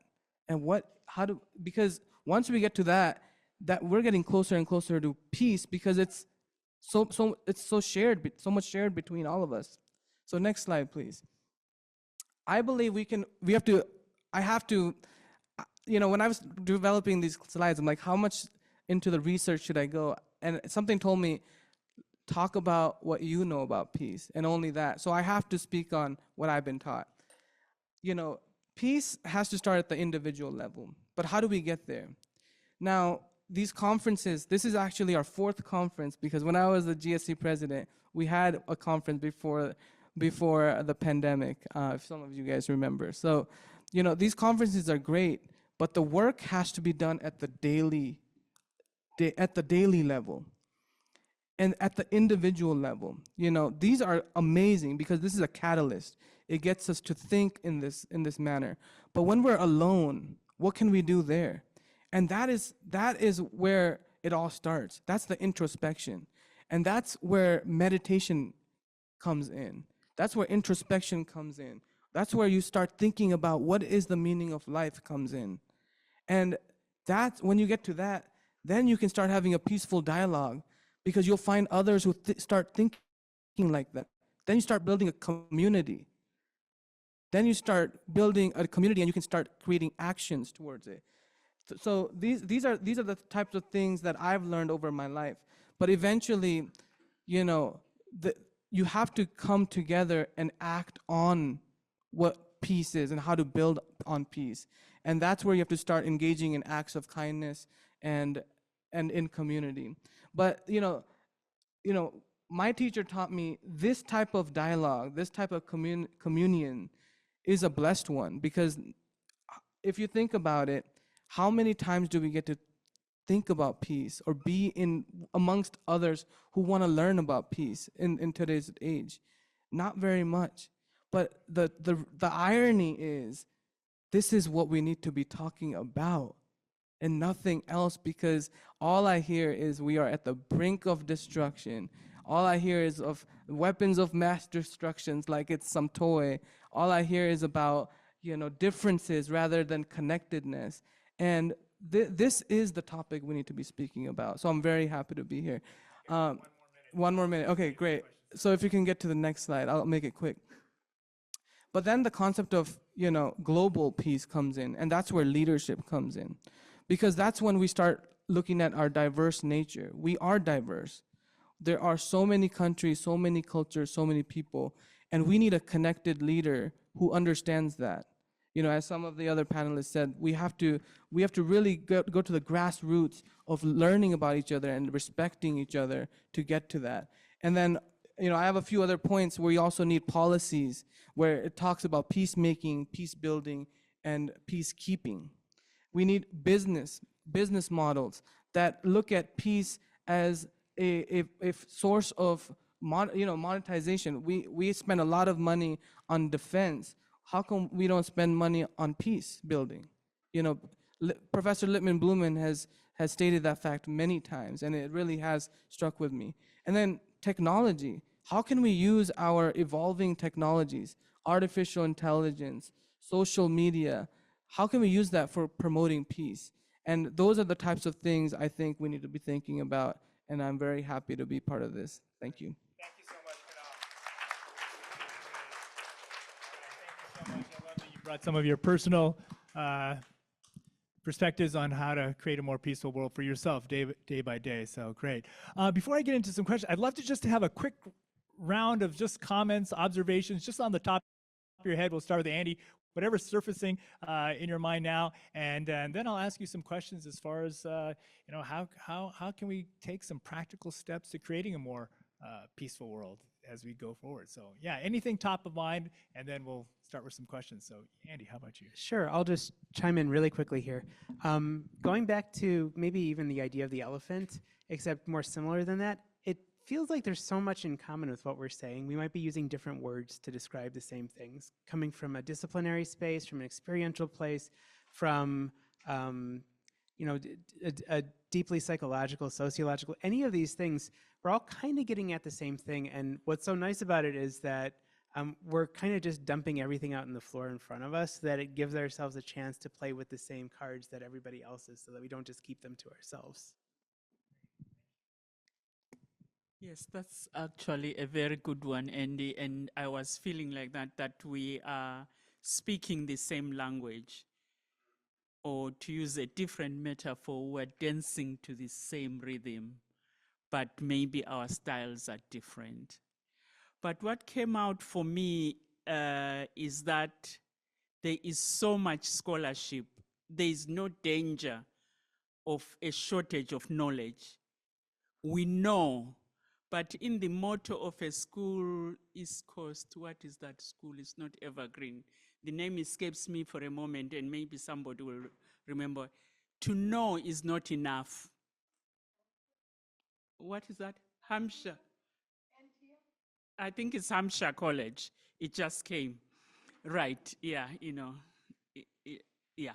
So to know is not enough. And I think one of the things that for me has been clear is that we have a lot of knowledge, and now all we need is to operationalize it. Yes, I wanted to make commentary along kind of the same lines. What really struck me is how this conference kind of serves as a microcosm for what we'd like to see in the world, all coming together, respecting each other for our differences, learning from our differences, and then finding commonalities between them in order to contribute to something positive. So I just wanted to thank you for having me today. And I'm gonna say the same, actually. I mean, there's so many similarities. And then it goes back to our motto, multa lumina una lux. And that very quote, that was said at the first day of class. And I believe the lamp is us, and the light is what we share amongst all of us. So to how do we create peace? We have to understand what is what is personal is universal. I am for you are, same concept. So if we can understand that, and I think these types of dialogues, these types of conferences will help us get there, and these are very important. So yes, that's my answer. I wanted to just field a question through the chat, and someone had a question on environmental impact and choosing life over death as it relates to the interconnectedness that we share with all life on this planet Earth. So perhaps maybe you can take a stab at it and speak on what you think about the environment and peace.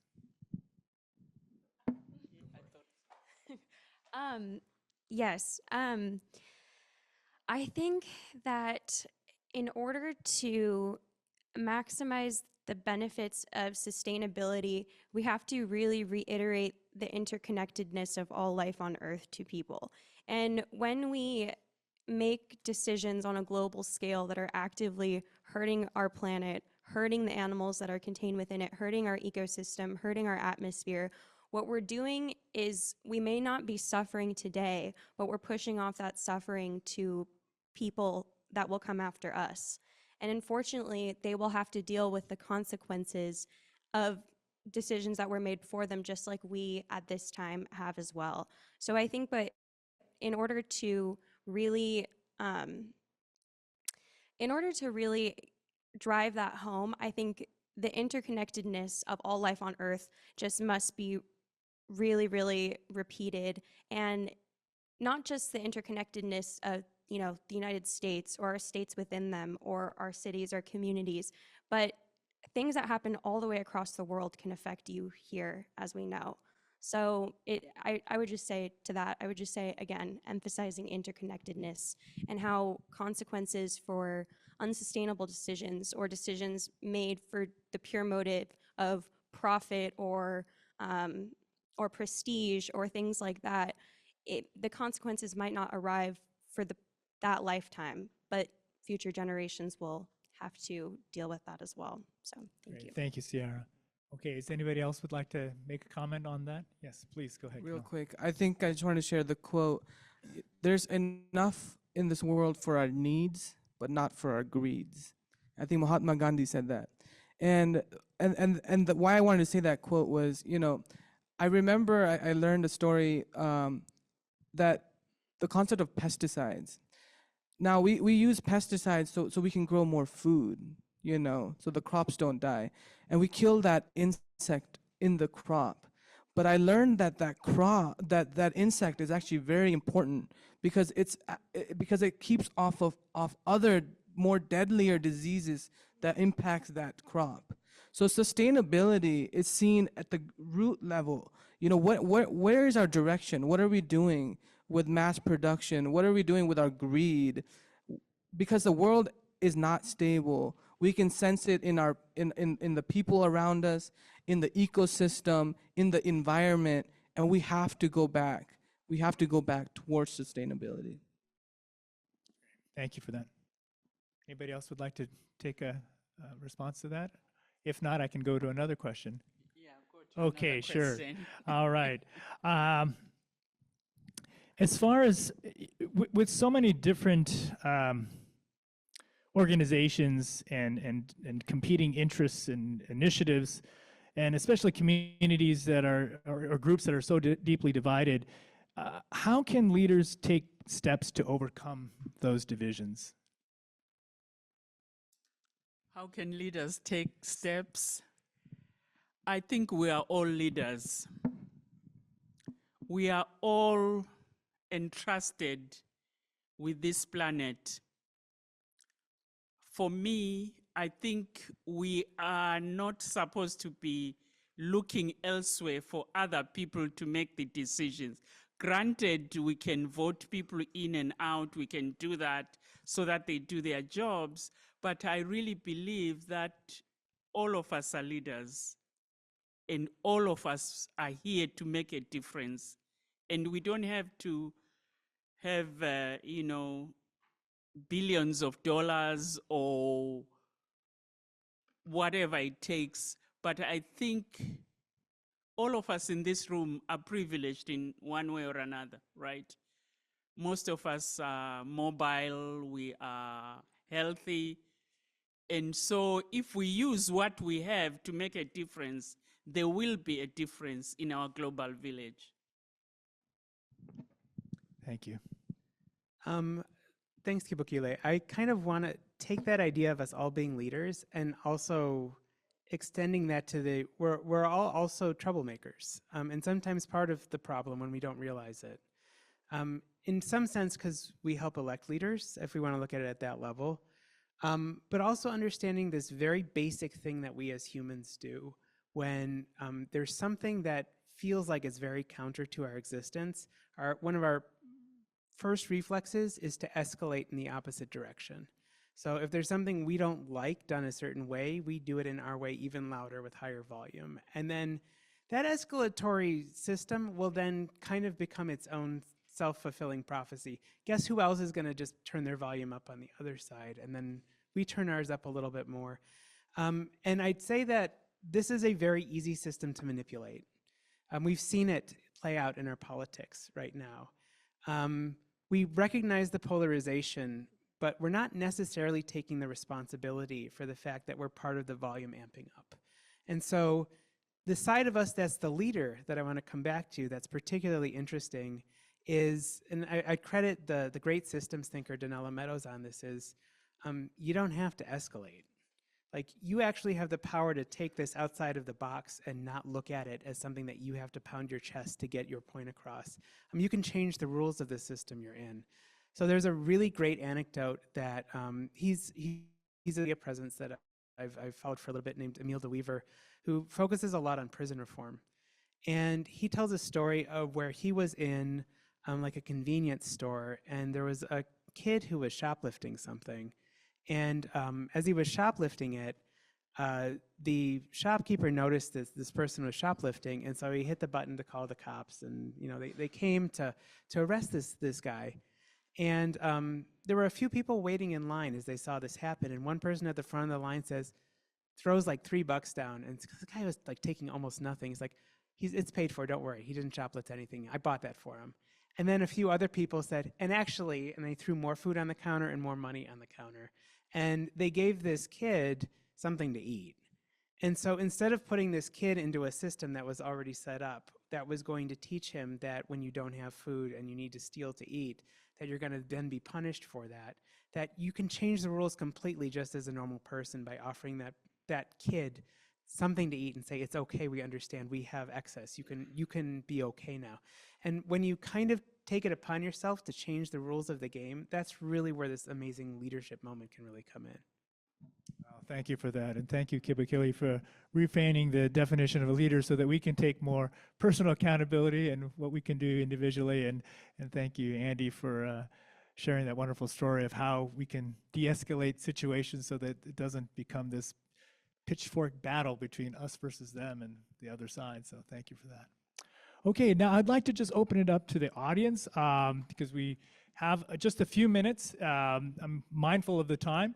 And so if there's any questions from the audience, I'd love any thoughts that might be bubbling to the surface, something that you're wondering about, concerned about.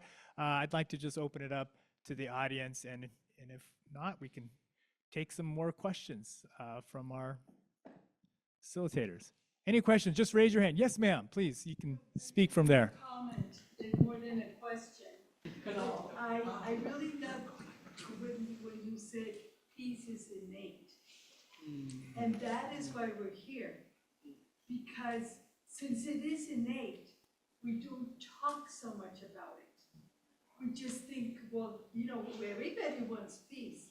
But in reality, talking about it, I have multi-level adult English learners from every place in the world. As a teacher, you know, and I'm all for all of this, but it is innate, and that's why we crave for it. Yes, thank you for that. Especially if we can draw on our higher nature, we can encourage that drive towards a more peaceful world. Okay, any other questions, comments, observations? Did somebody else have their hand up? Okay, let me see.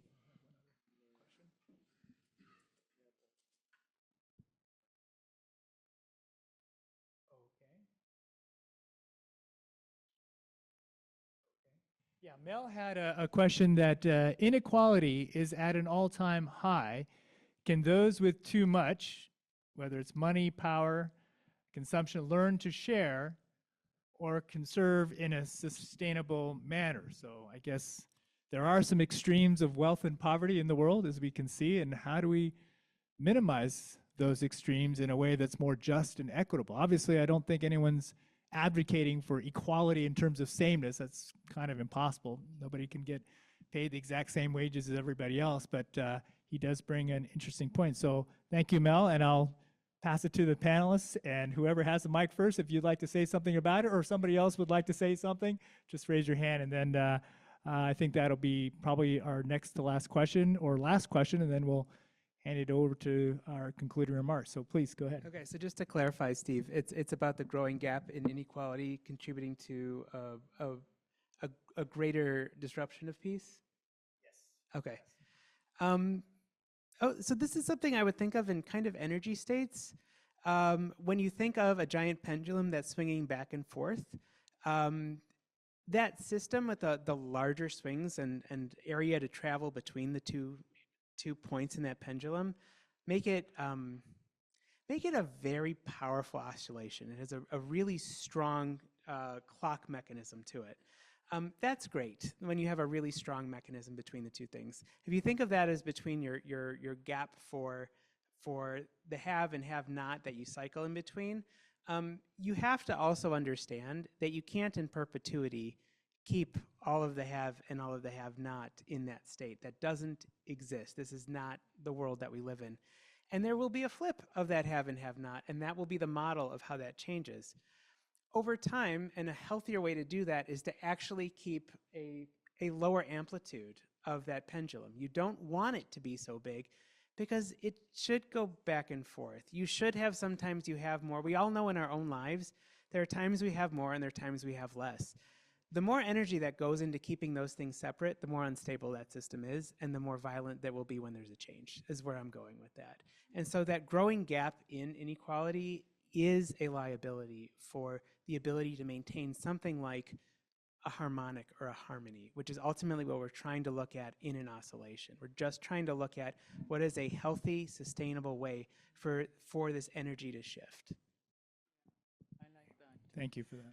Yeah, I just wanted to draw our attention to one goal that I didn't speak about: peace, justice, and strong institutions. I mean, it was inferred from all our speakers before. But I also just want to add that if we really want to narrow that gap, we need to think seriously about the whole notion of justice. Is this just? And I think if all of us look at ourselves in the mirror on a daily basis and see whether we are in the business of social justice, I think, and be guided by these principles that have already been done by other people. You know, we have the development goals that the United Nations has agreed on. These took forever, but by 2030, we hope to have done some mileage along those lines. And I believe that if we think about justice, we have hope. Thank you. The social psychologist in me wants to comment on like norms and how we as a society have kind of normalized the celebration of people who take much more than they need to the detriment of other people and to the detriment of society. And we all in this room, but all of us in the world, have the capability and the opportunity to change that and to say that's actually not socially acceptable.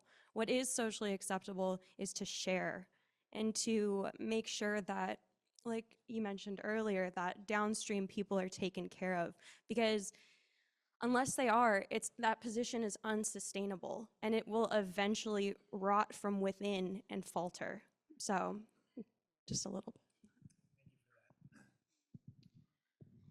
I don't know the quote, but Peter Drucker in one of his quotes said, you know, money took over society in a span of a century, but in the coming age, knowledge will be replacing that, something along those lines.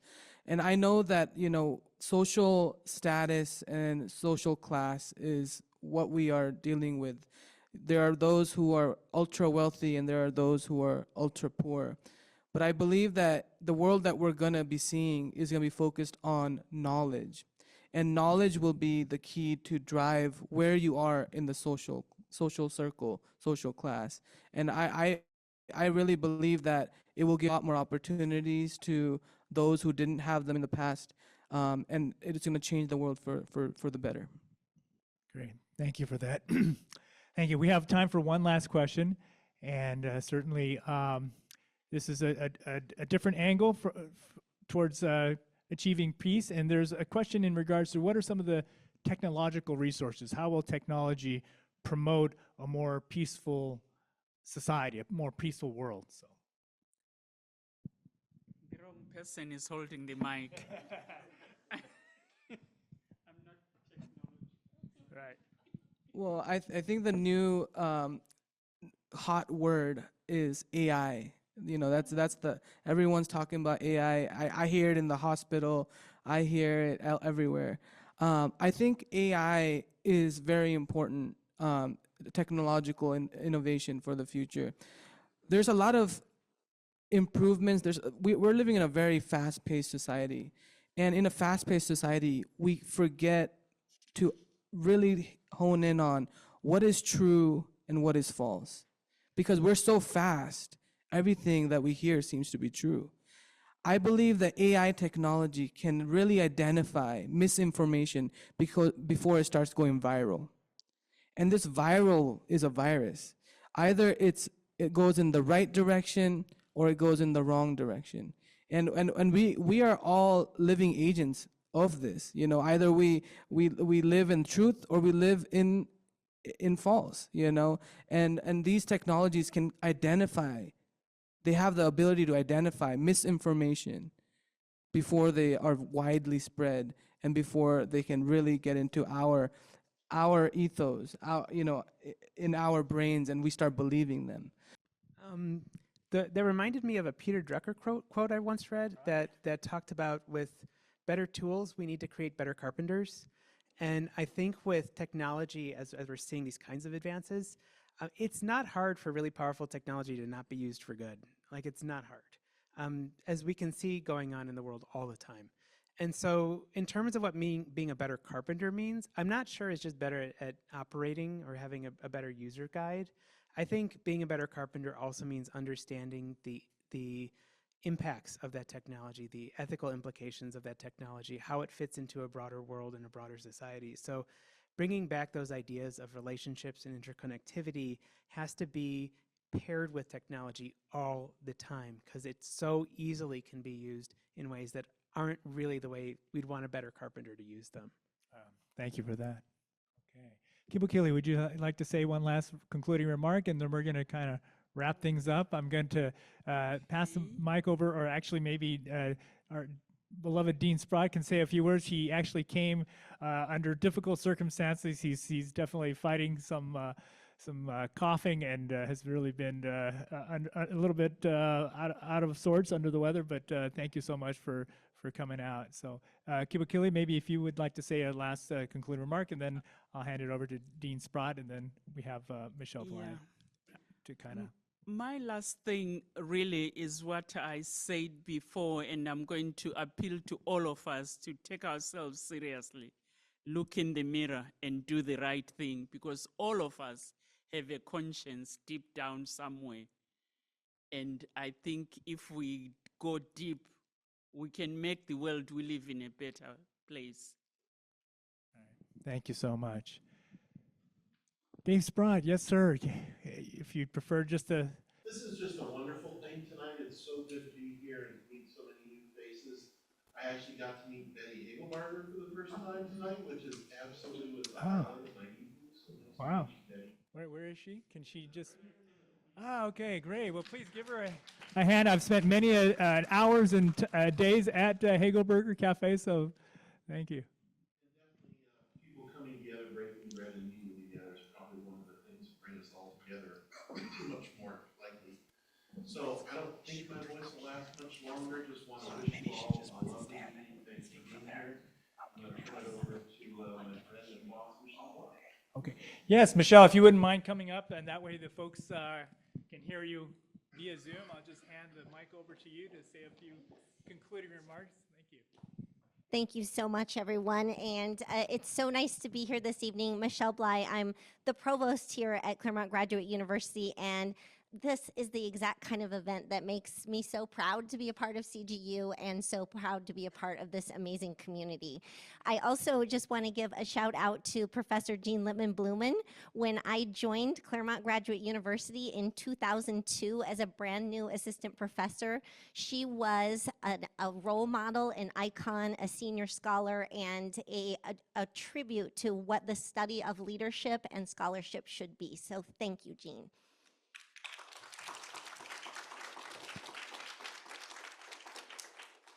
So I just want to acknowledge that CGU is a special place, and it's special for a lot of what you've seen tonight. Our faculty legacy, those who are no longer with us, such as Peter Drucker, whose words live on so many different ways all over the globe. Also Professor Jean Lippman-Blumen, who we get to invite back and have her sustained legacy shown through in the students that she's inspired literally all over the globe and across decades that have come back to be here with us both online and in the room. So thank you for that.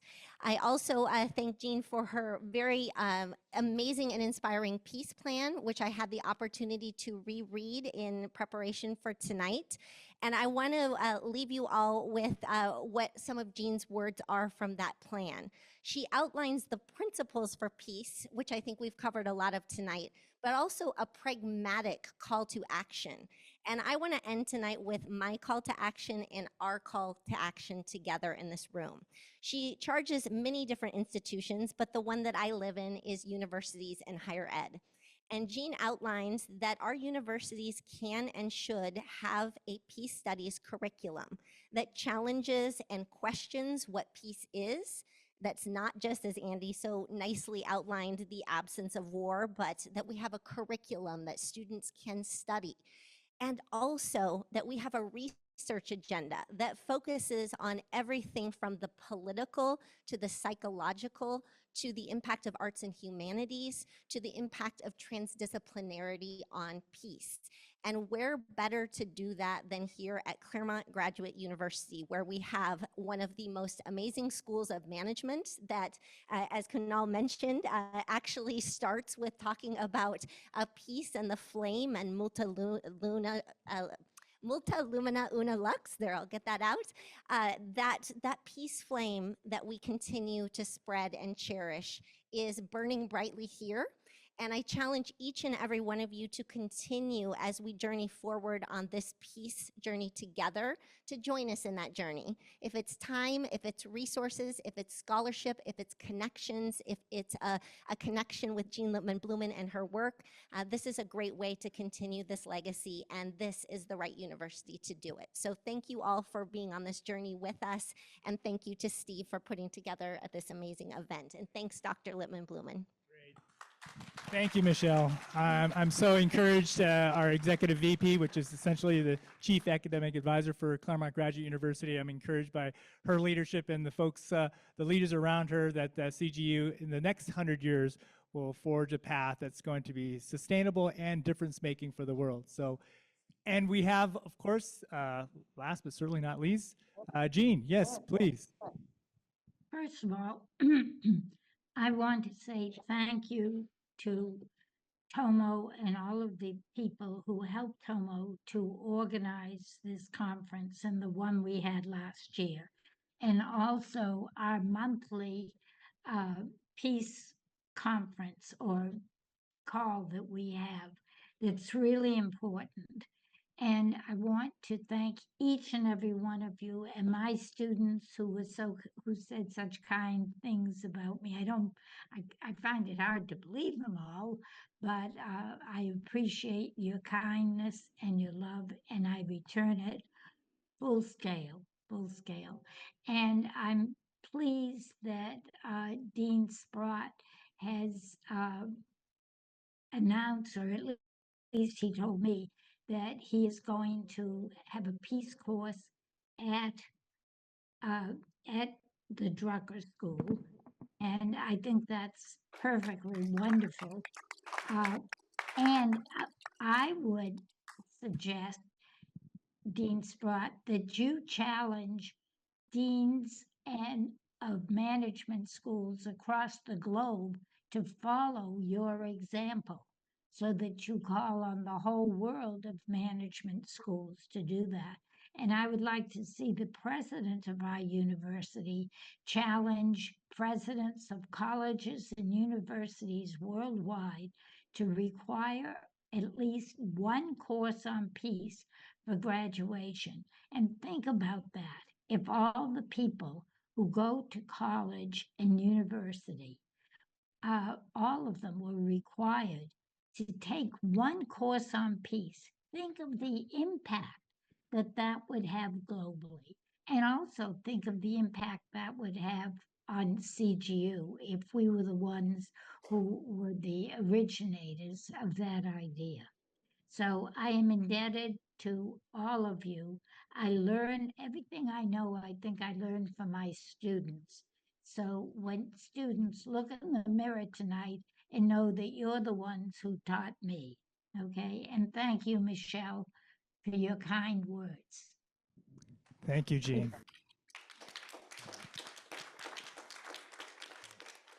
And Tomo has just a gesture, a small gift for each of the panelists that we'd like to present to you. And before we break, I'm going to bring my eldest son, Jaden, who's going to lead us in a hymn, a song, a tune that we can kind of hum together. And this is something that Jaden and Tomo actually collaborated on. While we were in Tokyo, we were in the car, and they came up with a beautiful tune that I think we would all really enjoy. So if I can have the panelists take a seat so that they can also participate in this peace song, that would be great. And then please join us at the Drucker Institute. Margaret Russell has been so kind to and graciously hosting the refreshments and has been such a wonderful host for all of the Japanese Peace Group members. So please give Margaret a hand. She's been behind the scenes, a wonderful supporter of this whole event. So thank you. I'll be sharing you guys a tune that, like my dad mentioned, I wrote when I was in Japan. They had just told me about that this conference was happening and that they wanted to have some music involved.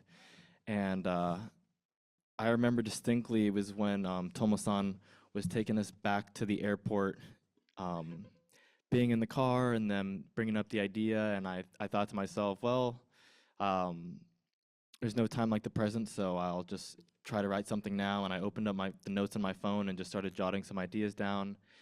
And while I was singing to myself quietly in the car, this melody that I'm going to share with you guys, I actually heard like other voices, whether real or not, like singing with me in the car, and being in that environment of just such gratitude of our gracious hosts. And it was a really touching, special moment, and I'm so happy to be able to share this with you guys today. So it's really simple. I'll sing it a few times just to give you guys a hang of it, and then I'd encourage you guys to open your hearts and your mouths and sing with me. Great. Na na na na da da da da da da da da da na da da da da na da da.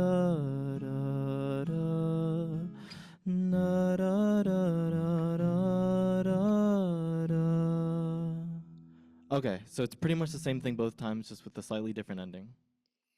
Great. So how about before that, let's just do a little bit of practice. Can we just get in on this one together? Everybody take a nice breath. 1, 2. Keep it going, keep it going. Keep it going.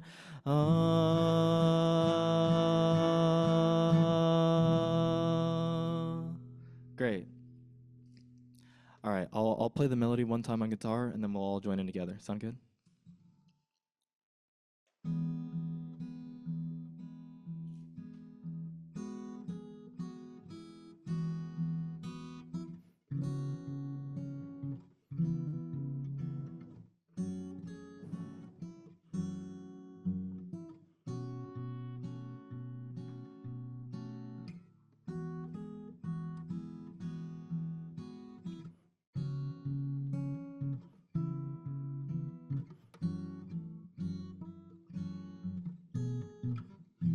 Here we go. Na na na na na na na na na na na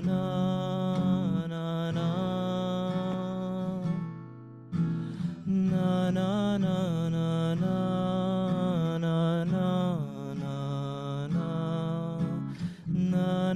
na na na na na.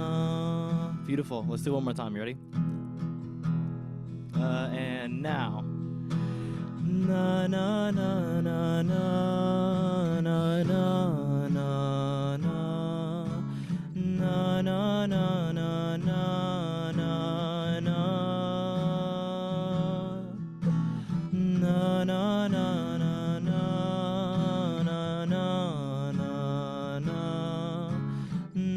na na na na na I think you have more voice than that. na na na na na na na na na na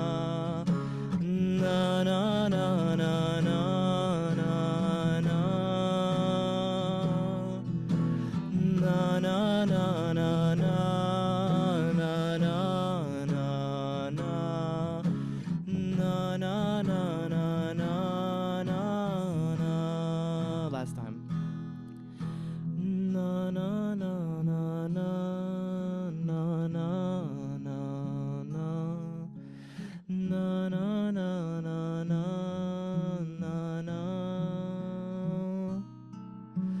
na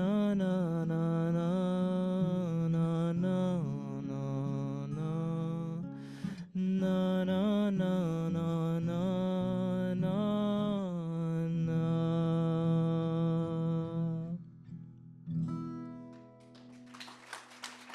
Thank you guys, that was beautiful. Thank you so much, Jay. Great. Yeah, I just got tears. So that's it, and then pass back to Steve. Yep. Okay. We're here, and then the impact to the society we can make might be small, but the small step, just stepping forward, even if it's small, that's really important. So then, and the action. So then, what we'll do, what we do on Monday or tomorrow or today, that's really important. So let's take a small steps action, and then let's make a kind of difference. So thank you very much, and I hope to see you all next year. So thank you very much. Thank you very much for coming.